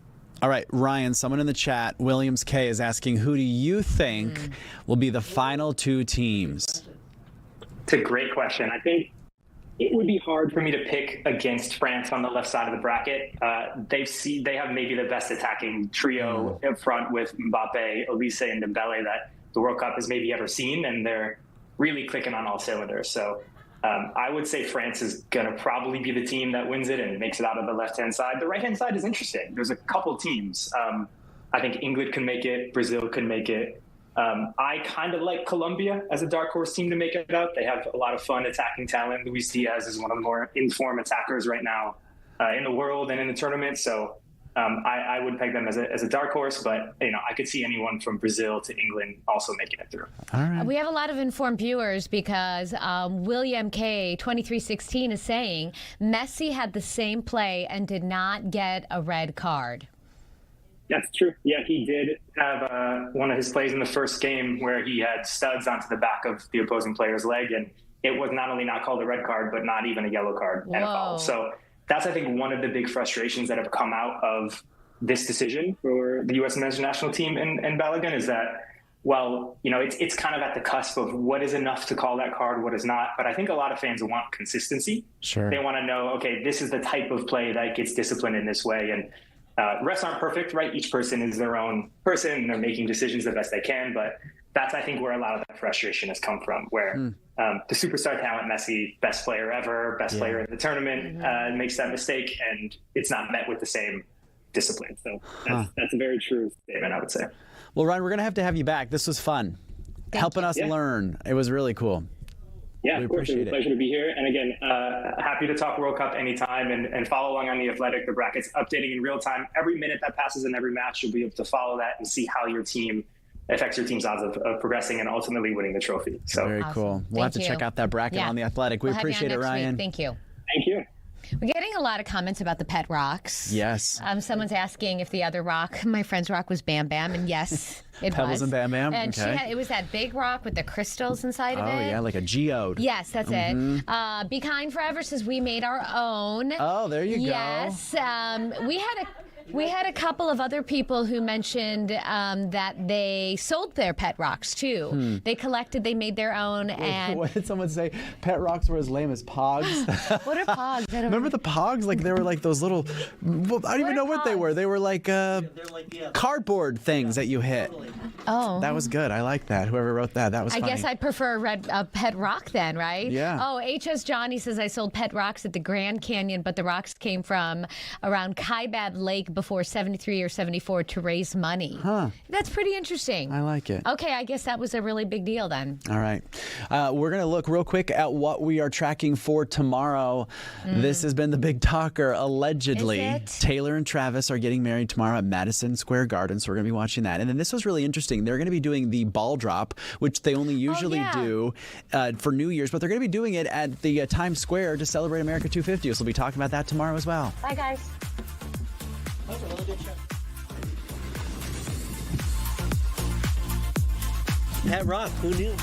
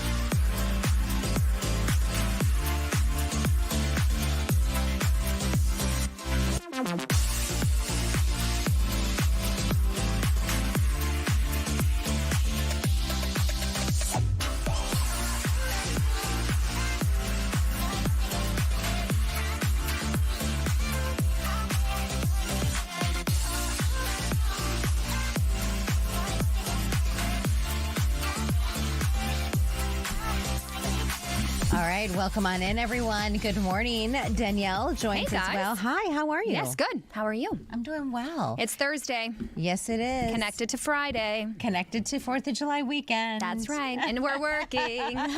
We are. But that's okay. Yeah. It's we get to have fun, though. That's right. And you were at DeFalco's? Yes. Yes? It was so, I'm so full. I'm just like, I put a it's so Sammy on good. your desk, by the way. Thank I think it was the you. Italian So Sammy. sweet. So good. But I had, what did I have? It was a little bit of pasta. I'm not really a foodie girl. I'm more of like a desserty girl. Yeah. So the cookies, I had some lemon ricotta. That's what I was going to ask you about. Oh my gosh. And then he made me a fresh espresso. I'm like, sold. My, so that's Sold. You're like, bing. I'm like, hello, everybody. But if you have been to DeFalco's, let us know what your favorite thing is. If you have another favorite deli in town, it's good. It's been around, what, 53 years, you So said? 53 years, they're celebrating their 53rd anniversary, and they did it. If anybody's been there, it's very traditional Italian. Everything is authentic. They celebrated with a burger. Oh, so, yes. And it's the very first 4th of July that they're open. So they're like, we're going to do the 4th of July being open, and we're going to do burgers. Yeah. Nothing says America more than a burger. So good. All right, we do have some special guests joining us here in I the think one of the streaming best studio. guests we've ever had on the stream, if I do say so myself. Let's look at this little guy here this morning. Oh, Hi, Atlas. Good morning. Hello. Oh, he is a happy baby. Olivia Kaiser, Theo Campbell, and Derek Chavez. Good morning. Nice to see you guys. We were just chatting a moment ago. So you guys are part of a show called The Challenge. Lean in if you can for me, Derek, and share what is The Challenge? So originally, my original show was The Real World, and Oh my gosh, yeah, old back in the day, OG. And there used to be a spin-off called The Real World versus Road Rules Challenge. Yes. Do you remember that? Yes. So as the years have gone on and the challenge has just evolved into something completely different, we've been including people from Love Island, Big Brother, Survivor. So it's basically all of us living in a house together, competing for a lot of money. And What could go wrong? What can go wrong? Or right. So you guys are competing for money. That's Yes. the whole. And competitions, or what is the competition? It's kind of like Big Brother mixed with like the Olympics, but with no rules in a way. So it completely changes in terms of what the challenge could be. It could be jumping off buildings. It could be jumping from semi trucks. It could be just be running up a mountain, solving a puzzle, then running back down. Swimming. Swimming, climbing. Everything's always a little bit different. So it's not just one thing every single time. They try and change it up every single time. And we're competing for $1 million as well. Oh, it's $1 million. Most of the time, yeah. Oh. Either in a pair or like a team of 4. 32 people start, 8 people make it to the final, and usually 2 winners, usually male and female. So you got to do anything you can to get that money. Yeah, and, that's for and sure. everything. And they Yeah. do switch it every season. So literally every season will be different. So like I've done seasons where I'm partnered with somebody. I've done a team challenge. I've done a solo challenge. I've done it just changes constantly. So it's never the same theme back to back. You know what's interesting? You mentioned The Real World. You all mentioned Theo and Olivia, right? That you guys met with The Challenge, but you all both were a part of Love Island. Yes. Olivia, share with you if you can what season, different seasons in different country, right? You were UK. What was that experience like for you? Lean in to the camera. Yeah. No, so I was on Love Island season 3, so that was still on CBS at the time. So it now has gotten bought by Peacock, and things have gotten a little bit crazier, as we've seen if you're watching Love Island. I actually won my season. So if you know anything about Love Island, which I think most of America does at this point, Right. You basically vote on your favorite couples, you vote people out. We had this game called, actually I don't know what it's called, but it's like people read tweets about you. And so you kind of get like the scoop from the outside world. Meanwhile, keep in mind, we have no phones, no outside connection. So you're living in this little bubble. So everything is so real to you. And it's kind of hilarious. Then you leave, you're like, wait, did I really mean what I said back there? Yeah. Yeah, so Love Island. It's a little racy now. Oh my I feel like gosh. compared to some of the earlier seasons, right? Me literally getting pregnant on the show, having a baby. Oh, I know. On the challenge. Yeah, on the that is. challenge. But yeah, no, So were you guys together? Like, how did you guys met and then kind of just... Yeah, we both done Love Island season 3, but I done UK season 3. She done US season 3 like 5 years later. Okay. But then we Didn't both know about each other. Okay. Yeah. Yeah, and then we met on the challenge. We was on the same team, so things just happened. We was on the same team. But we both got put into the first elimination. Both won, trauma bonded, and then been riding it out since then, I guess. That's so amazing. And years I mean, ago. because we were just chatting, you said sometimes it can be like 9 weeks or something. Like it's a considerable amount of time you guys are spending with each other. Way too long. Yeah, I mean, Love Island. Yeah. Way too long. 5 He's weeks, like, yeah, I agree. 4 or 5 Yeah. weeks, you're ready to go. But you get 4 or 5 weeks in, and you're only halfway into the show. That's if you make the final. Some people leave like day 5. Yeah, and I think that some people watch also the shows and they have so much to say, right? Like even me watching it, I was on it and I still have so much to say. We have to remember these people are isolated from everything. The people that are on the show are like your family. You become like so codependent on each other that you kind of just like lose sense of reality, you know? And so you guys are married now. You live in Queen Creek. That's home for you. Yeah. This is your baby Atlas. He's so adorable. So we met about 3 seasons ago.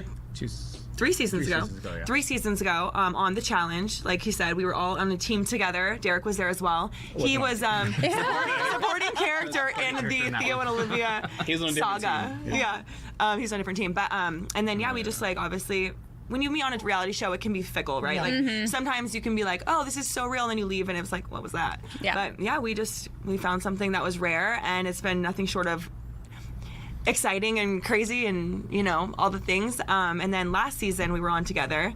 We actually, all 3 of us, had the whole house against us. It was a lot. Ooh. It was a lot. It was. I took a big brunt of it. He did. Okay, so to be fair, the house was coming for me, and I had my 2 warriors at my defense. They're real ones, and me and him actually ended up getting to the final.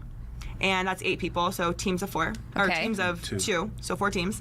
And I actually ended up winning the entire season. Oh my gosh, congratulations. So, yeah, thank you. And real quick, I want to go, Big D, you're a big fan. You said you and your wife actually watch the show, right? We watch every night. I just watched Olivia win with Jeremy. They're fantastic. I love the 3 of them. I'm thrilled that we're on. I definitely want to make sure you guys talk about they're going to come to Stand Up Live, and that's going to be really exciting. Yes. And you can watch season 42 and a lot of the other seasons on Paramount Plus right now. Yeah. Okay. All right. Very shout out. So tell us about what you guys are all coming in to the comedy show, right? Yeah. So it's not a comedy show. So Challenge Mania is basically like a live panel. So they'll have us 3. There's going to be like Cara Maria, Mark Long. There's going to be more guests that are from the show. A panel. It's a panel.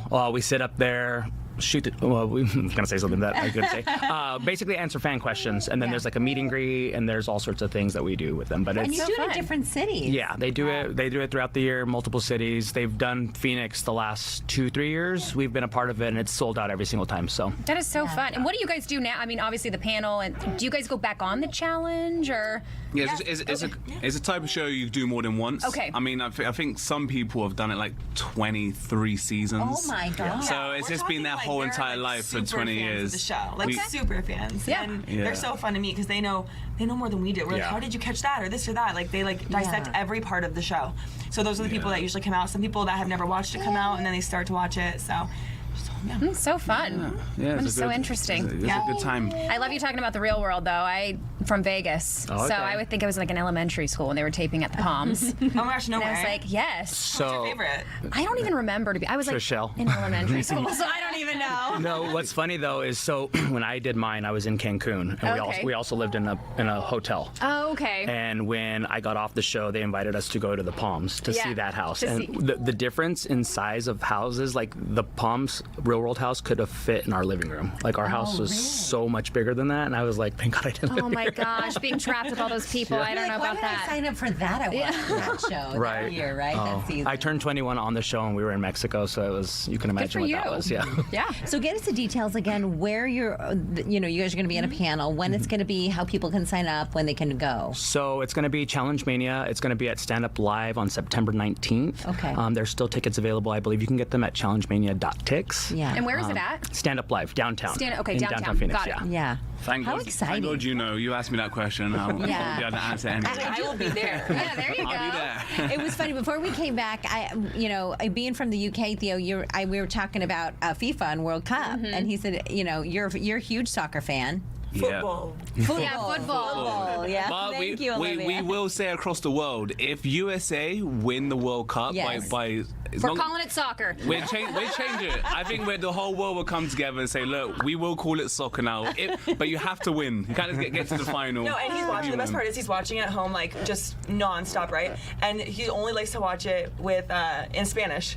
He's like, we have to listen to it in Spanish. It's just It definitely just fits the feels better. vibe. Yeah, my sister's in London right now, her and her husband, and they were talking to me yesterday, like, yeah, and he's screaming in the back, and they're watching football, and I'm like, what football game is on right now? And he's like, soccer. And I was like, oh, excuse me. I do have to say the commentators, when you watch it in Spanish, they're goal and then vamos. Oh yeah, you know, they're like very excited. Yeah, it's a different level, a different hype for sure. 100%. It was nice to meet you guys. Yes. You guys take care. And if USA wins, we're having you back, and we're going to be calling it soccer. Yeah. Yeah. But you We're can gonna still hold wear you your to it. England jersey if you want. You need to have a That'll be segment. good. I mean, I need to get USA one. You know, if they make it to the quarterfinals, I'll get some USA talks. Oh, There you okay. go. Olivia, I nearly wasted money on the England talks. I only got them a couple days ago. We nearly lost yesterday. So Yeah.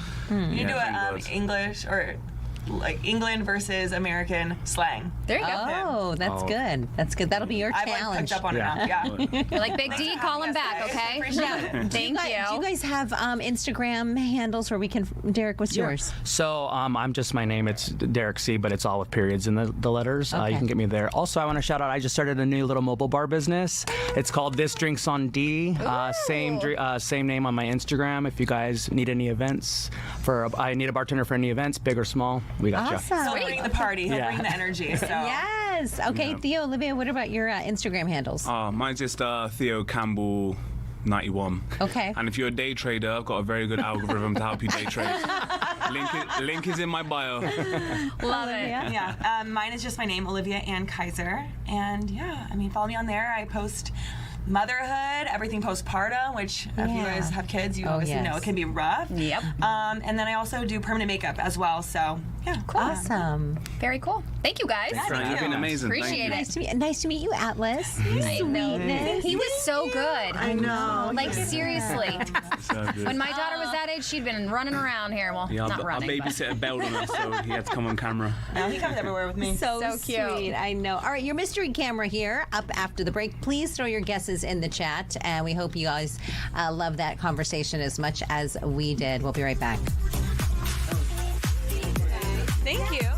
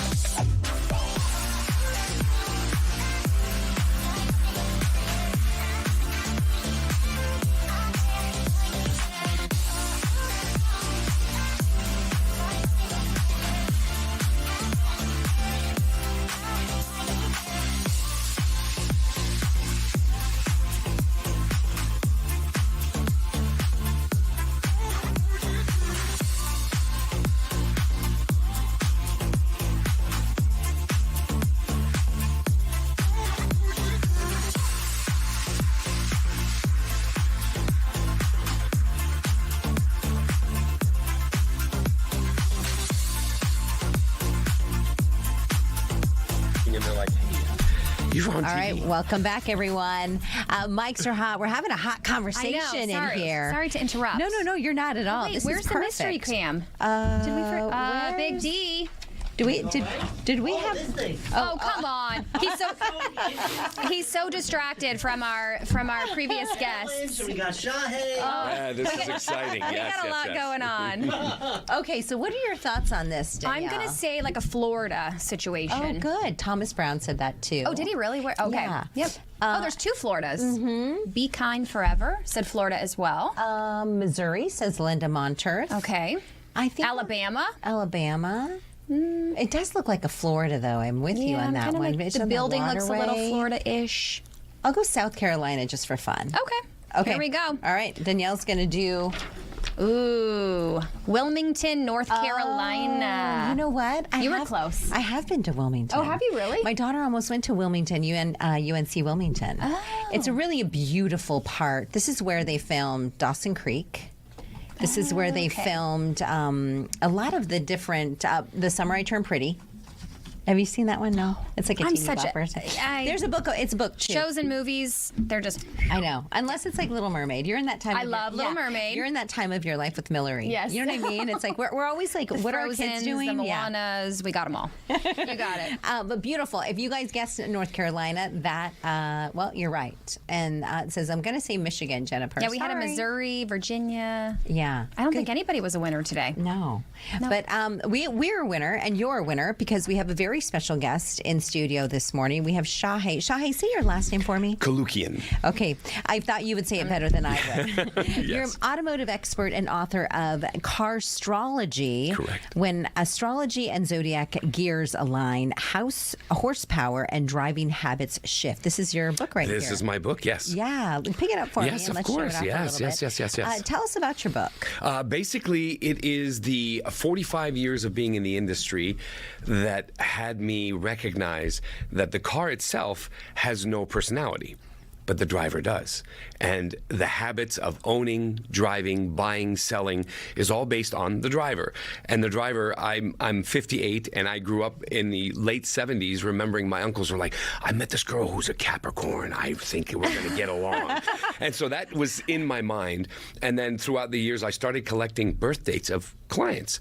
And I'm like, dirty car, I know what this, and so I put it together and I thought, you know what, this would be great for car owners to recognize self mindsets of why do I always skip an oil change? Why is my car always dirty? Why am I always procrastinating? Why do I chase what I love versus what I need? And so vanity comes into play, ego comes into play. So this book is more of a self-reflecting to go, you know what, maybe there is something behind why I do the habits of owning a car and what I do. I'm a Taurus. What am I? Oh, I can't tell you. You got to read the book. Oh, that's a tease. If I ever saw one, there we go. You know what's interesting too? You do such a great job. We've had you live on the air on AZAM, and you do a great job at explaining things when it comes to air conditioning and oil changes. And I grew up changing my oil with my dad. It's like the one thing. It's the smell of like being in an auto parts store reminds me of him. Yeah. And actually, I was just there last week. We did it on my Ford Explorer, and so learning about how to do it and everything. He's always like, you should know your car like the back of your hand. You should, if there's a bolt missing or your tires, you should have rotated at certain times. So I am meticulous when it comes to my vehicle, and you're so knowledgeable when it comes to the heat.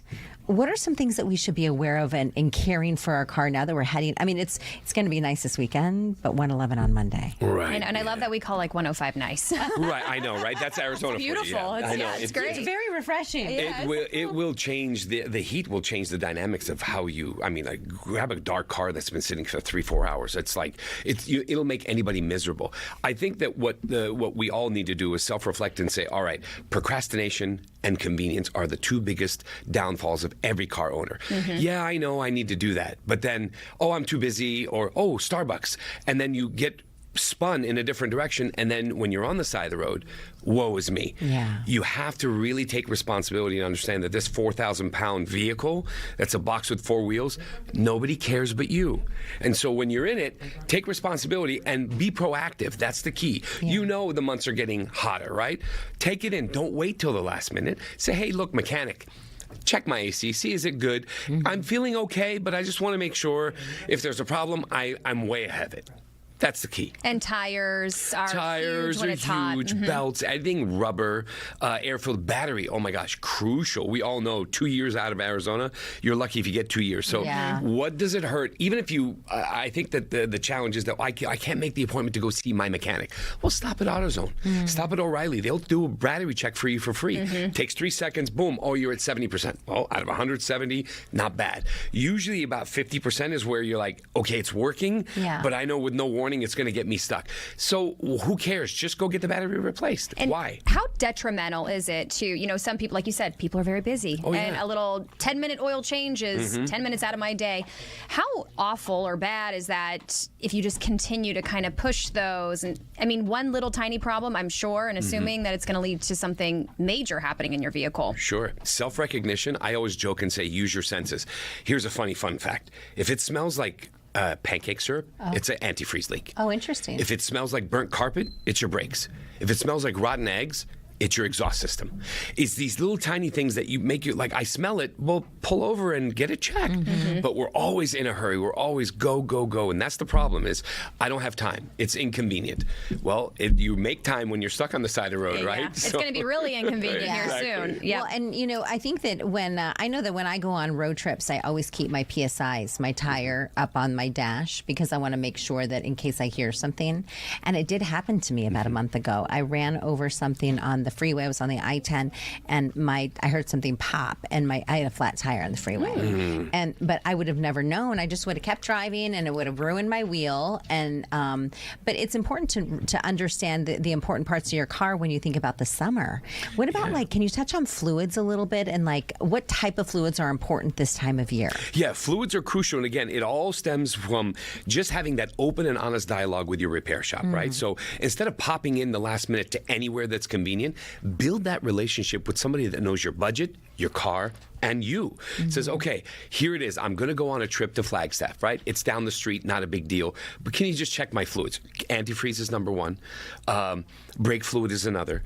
Oil level, right? Pull the oil dipstick and take a look and make sure that you're not low. Some vehicles like Subarus and Kias and Hyundais are designed to burn oil. So in between oil changes, you're like, well, I just had my oil changed. Well, if you knew that the car is designed to burn oil, pull the dipstick in between and make sure that it's full and top it off if you need to. Yeah. So understanding the car, knowing the car above and beyond, I have a sunroof, I have Bluetooth, and it's blue. Like, know your car more than just the ego portion of it. How did you get started in car repair and becoming a mechanic? How'd you get started? I got started when I was 13 years old. I grew up in Philadelphia, and my uncle had a garage, and he said, what are you going to do when you get older? I'm like, well, I don't know. I'm not sure yet. I'm only 13. Like, what do you expect from me? And he's very, old school Armenian. He has this very strong accent. What are you going to do? What you're going to do? I'm like, I don't know. He goes, you're going to be a mechanic. I'm like, all right, well, you decide for me then. So I started in his shop, and then from there, it became very exciting because it's different every day. It's not the same. Like if you're an architect, you got your table, you do your thing. It's very cookie cutter. With this, I'm dealing with the customer who's upset because the AC is hot or they got stuck on the side. So I have to deal with the emotional part and then fix the car.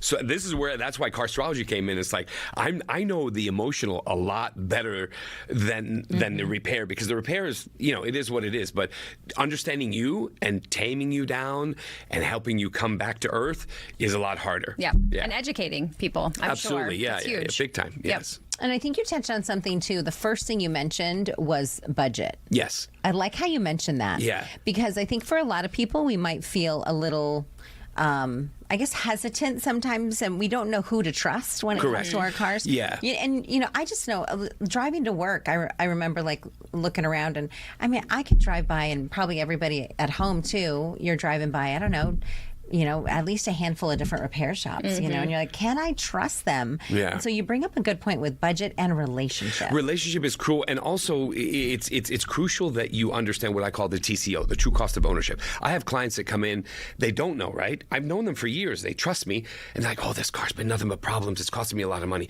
I stop and go, okay, I know you. Let's look at back to the last 3 years. I add it all up, divide by 36. John, this car's only cost you $45 to keep for the last. How is it a garbage car? Oh, well, the last repair was $500. And I thought, when you start paying attention, like Sagittarius on this is meticulous, like a CPA. Everything is organized. Like they know when they did the oil change last. They're on top of it. And so if you know your car and your budget, it's easy not to get ripped off. Yeah.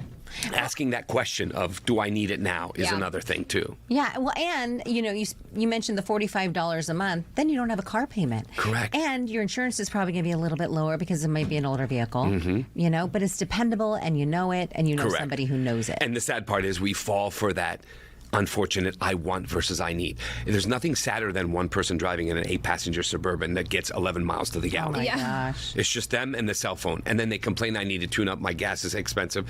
No, walk away. Why do you need an 8-passenger vehicle? I know you sit high, but is it what you need? What Buy sign is based that on person? Oh, that's a Pisces. Oh, I really want to know what a Taurus is. I think I'm more like the Sagittarius, which you just mentioned. Yes, I'm a little type A. It could be. Just a little bit. Yes. When did you get your tires rotated last? Just whenever the thing tells you up in my to. car.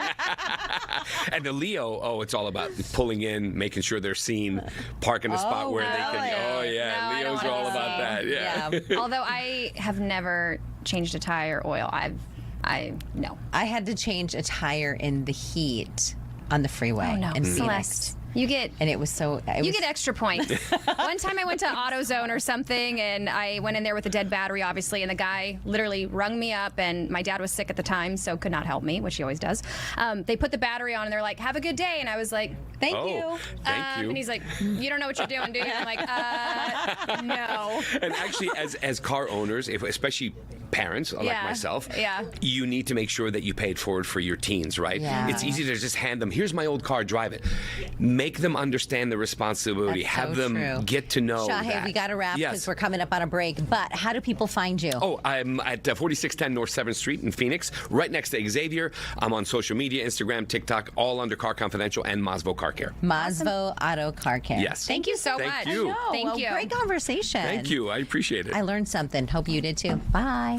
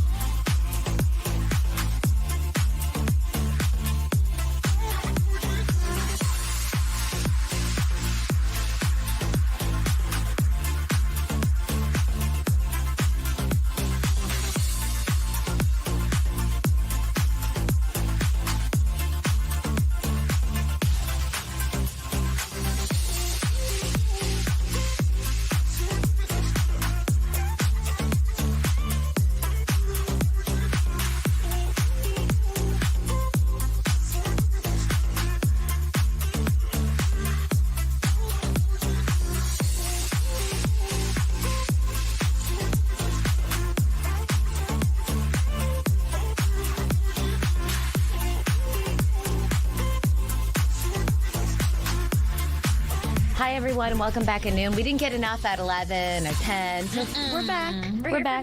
Annalisa's hanging out with us today.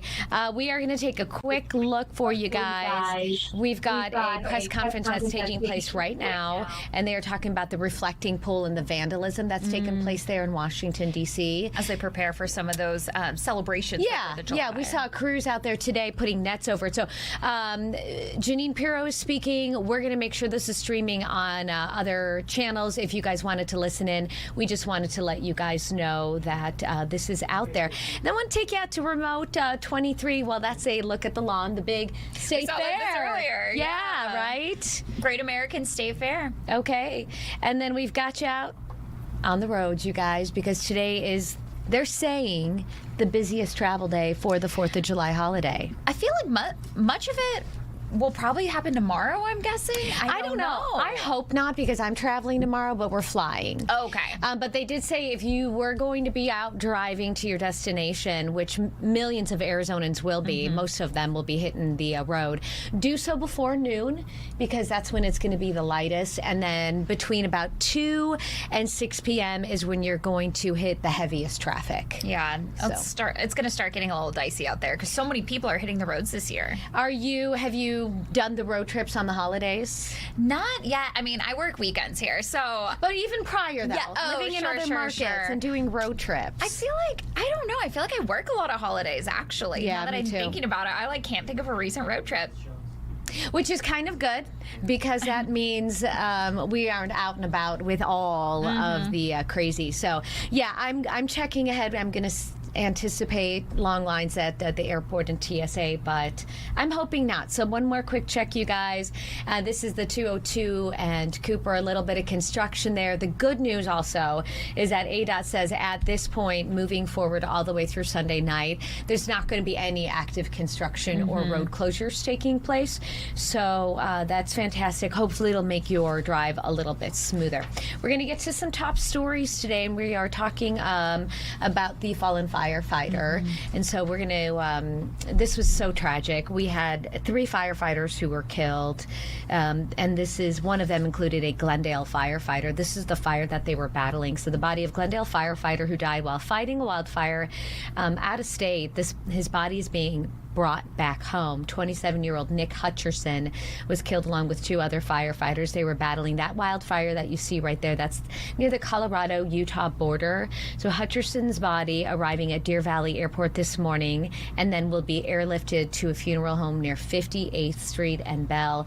And then funeral details will be released at a later date. This happened just days prior to the anniversary of the Yarnell Hill fire, and we've been talking about that all week as well. Yeah, and I feel like it's just so sad, and there's so many fires, and I think we take for granted, you know, our first responders who are going out there and fighting these flames, and there's so many wildfires for them to battle. So it's just really tragic. Well, we have the pocket fire that's burning right now in Sedona, and you think about how many personnel are up there, and the terrain is so rough, which was similar in what we see in the Colorado-Utah border, which is similar to what we saw in Yarnell Hill. There is, though, with the pocket fire, at least right now, there is some good news. Fire crews are starting to make some progress on there. It is now about 20% contained. So it had really exploded over the past weekend, has now burned over 20,000 acres. Oak Creek Canyon is now the only community that's on a set evacuation status. But again, crews continue to fight these flames. The cause of the fire remains under investigation. Also, if you are interested, there is a community meeting that's happening tonight at 7. That's at the Red Rock Junior and Senior High School in Sedona. I believe it's also being live streamed. So if you can't make it there in person, just know that that info will be available live streamed when it starts at 7. And we always try to get that information for everyone too. We'll probably have either a reporter assigned to it or have some updates in the evenings as well. But the crazy thing is 0% containment, and that's what's so tough. I think now they it's gone to updated 20. it. Yeah, it's now to 20 . So that's some of the progress that they've been able to make. Yeah, but they did say this was going to be one of those fires that's just going to have to burn itself out. So, 4th of July is upon us, which is very exciting. But maybe not so exciting will be the fact that you might get in trouble. We don't want anyone to get hurt, and we don't want anyone to get in trouble. So our guest today is, I want to make sure to get it right, Olivia Lemorrocco. Lemorrocco. There we go. It. You're with Phillips Law Group. So we're talking fireworks, law, and safety. Let me see if we can try to get that 3-shot. There we go. They were labeled wrong. What are the laws in Arizona? So in Arizona, you can burn any fireworks that are on the ground. That's the easiest way to remember it. Just because you might own, or maybe your neighbor owns those big ones that fly up into the air, you can't burn them. So anything that's on the ground or sparklers you're able to light. And it starts from June 26th through July 6th. And there is actually, I just want to also pop in here because I just went to a press conference with Phoenix Fire. Also this year in Phoenix, there's certain parts where you can't even have the legal ones. That's correct. Because of these stage 1 fire restrictions. So people definitely need to, I guess, look up where they live and what is allowed. Exactly. So your area is very important. So every HOA, every park has different rules. So find out where you're at and what the rules around it are. You know, we often say the big fireworks that are being mass produced are the safest and the most enjoyable because there's no risk of, burns, injuries, or otherwise, too. That's so true. I didn't even think about HOAs and what they might require or, not allow. So let's say, something does happen. What penalties come from some of these violations? So you could get up to $1,000 fine if you're found, lighting these fireworks illegally. But, more importantly, you want to think about what happens if you injure somebody. If your negligence or you're lighting off fireworks and that injures a child, an adult, a neighbor, a friend, you could be liable for those injuries. And that's where, we see civil cases happen and things like that, which we hope doesn't happen this year, But just know that could be one of the consequences. First of all, would be like hurting someone you love, but then also possibly facing a civil suit. Exactly. So when those things happen, when you are injured because of somebody else's negligence, lighting off fireworks when you're not being safe, we see even a lot of, sadly, children who are burned from sparklers. We, growing up, I remember having those, and I learned that those burn at nearly 3,000 degrees. Boiling water is at 212 degrees. Wow. So those injuries happen very commonly, and we see a lot of those. You mentioned your neighbor might be setting off those fireworks that go sky high. What if you're just kind of hanging out on the street, watching your neighbor, chatting with your neighbor, and then the police roll up, your neighbor gets a citation. Do you get in trouble? You should not. If you are not the one who purchased it, you're not lighting it, you should be able to be safe from that. So you don't want to assume any responsibility for fireworks if they're not ones that you purchased or the ones that you're lighting off. But remember to stay safe distance. Okay, so Silika, sorry. No. But you mentioned if you're not the one to purchase it, how can anyone prove who purchased it or who set it off? So again, the calls are coming in, and unless an officer catches you, can they cite you? Tough question, so you need proof, but what I will say is that how many Ring cameras are in your neighborhoods, right? A lot. Yeah. There you go. How many body cameras? So we've all got that. Everything is digitally purchased too. Most of us don't use cash these days, so if you really want to go down, the rabbit hole, there's a way to find that information. I'm just curious, we talked about if you let off a firework and it hurts someone. If it starts a fire or something like that, what is the criminal liability there or the punishment? Depends on the circumstance and the severity of it, how much damage is done.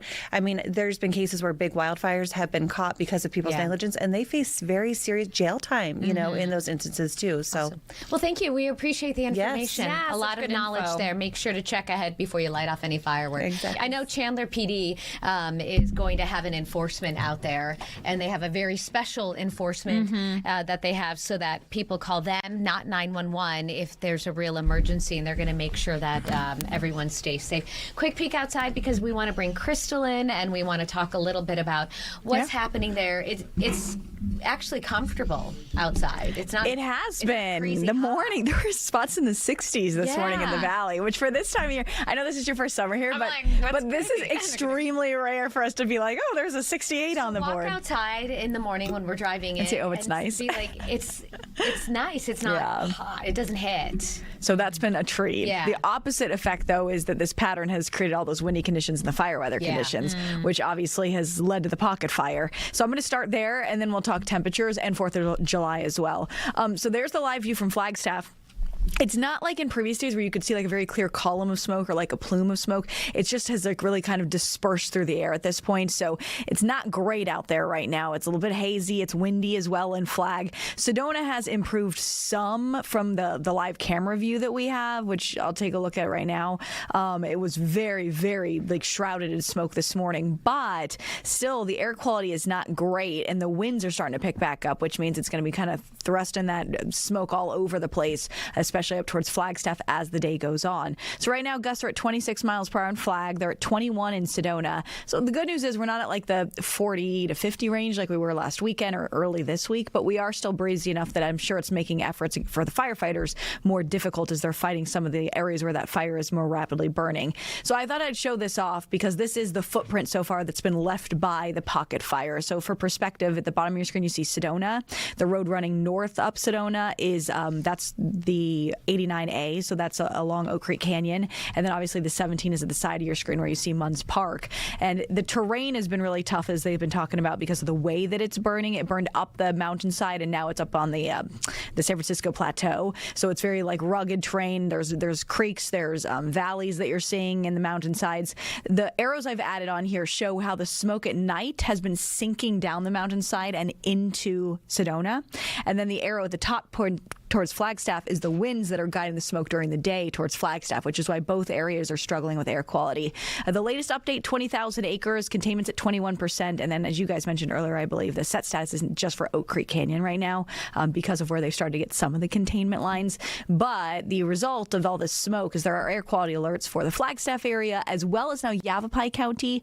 They're saying avoid extended time outdoors, but if you're someone with like respiratory issues or like heart disease, really just in general, avoiding outside is going to be your safest bet if you don't want to be breathing in some of the particulate matter that's been on the increase because of the smoke. Some of that smoke is getting around Arizona in general, but on top of that, you've got the concern of fireworks smoke, and then on top of that, this time of year, we have usually increase in ozone levels because of being a big city with a lot of vehicles and the heat. So there's also air quality alert in place for today in Maricopa County, and they just extended that through tomorrow too, so that'll be in place. And then there's the look at the current air quality sensor data. I just pulled this like maybe a half hour ago. So north edge of Sedona is still at unhealthy. The east edge of Sedona is actually in the very unhealthy, which is almost the top of the scale. Yeah, and then South Sedona has improved a little bit, unhealthy for sensitive groups. South of Flag is also at unhealthy, and then Flagstaff, like in downtown right now, is moderate, so not bad in downtown right now, which is good. It's dry. We'd love for some rain to move over the fire. That is not going to be happening anytime soon. Instead, we're keeping it clear. But like you said, the temperatures have been really wonderful. Does that help? Because we were talking to someone from Flagstaff earlier, and they said it's like 30 degrees cooler. Yes, yeah, like this morning there was 30s around the Flagstaff area, so that does help, of course, the firefighters. But overall, we're still pretty warm. 103 in Phoenix this afternoon. Okay, we're gonna take a quick break. You're gonna be back at the end of the show. Okay, we'll be right back. Yeah.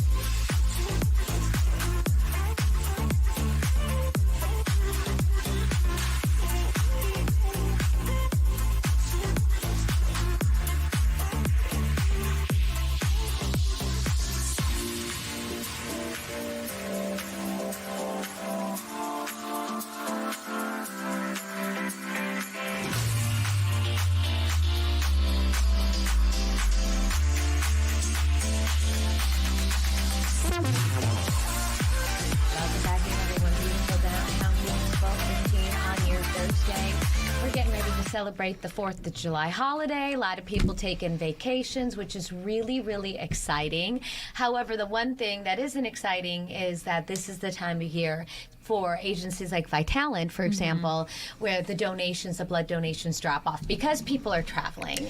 It's not that generous holiday, frame of mind time of year. So you guys are really struggling, Lindsay. We are in critical need right now for O donors, and that is why we are having Saving Arizona on Sunday after the 4th of July, because every day in Arizona we need 700 donors, whether it's every day. a holiday, every day. Wow. So we provide blood to 72 hospitals, and the need is there. So we're asking donors to come out. Does school being out of session also impact you guys? Great question. It does. So kids between 16 to 19 are about 10.5% of our donors here in Arizona, which is a big amount. And so when they're on breaks, we definitely see a decline. Wow.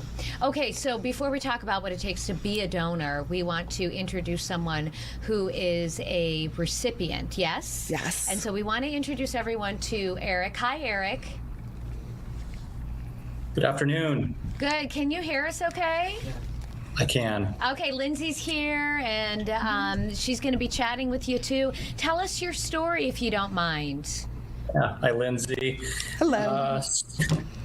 So my story. So on March 30th of 2024, I was going out for a bicycle ride.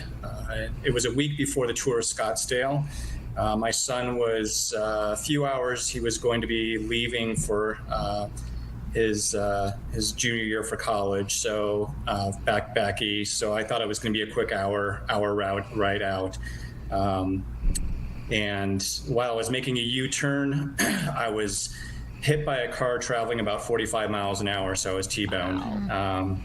I don't recall anything from that day, but the incredible people that witnessed the accident, then calling 911, the paramedics that arrived at the scene, the incredible healthcare workers at Honor Health,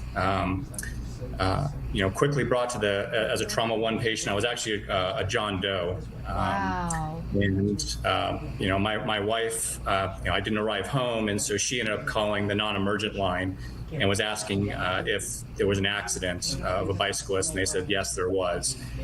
So she ended up going to the hospital, and by the time she got there, I was already in surgery. Eric, we're looking at pictures of you holding up this bicycle. Is that the bicycle that you were riding? It is, yeah. Wow. So it took as much force as I did. So I ended up having 5 surgeries as a result of that accident. I received about 14 units of life-saving red cells, platelets, and plasma. And without the generosity of individuals donating life-saving, I wouldn't be here today.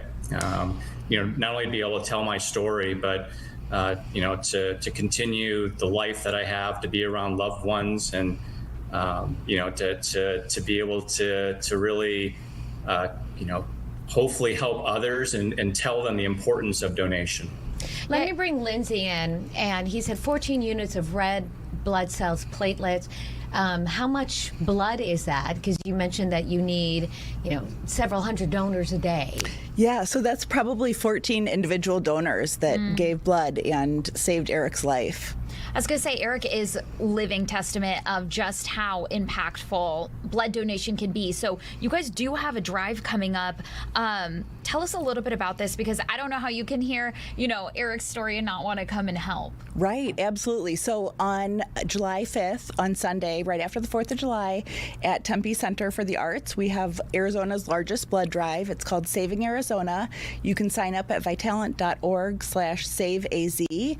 And we are really proud proud to be able to give away some great benefits to our donors. So all donors that come out and donate will receive a pair of Diamondbacks tickets, as well as be entered for a chance to win a 2026 VW Taos, which has been donated by the Valley Volkswagen dealers. Eric, talk a little bit about your recovery. You mentioned you had several surgeries, and obviously the blood transfusions.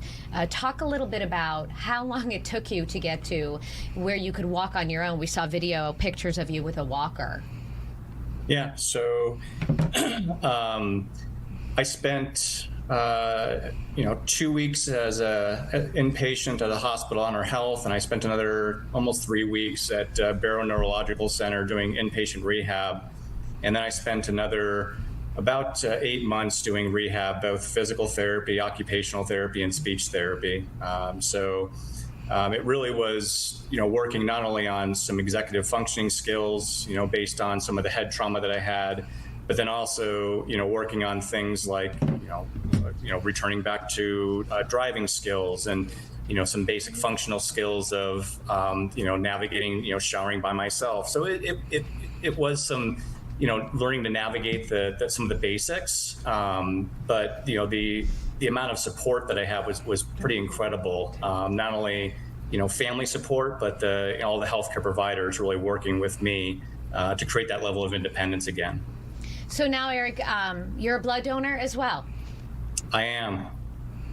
Tell us how often you donate and how it feels to be, I guess, on both ends, the receiving and the giving end. On the other side, yeah.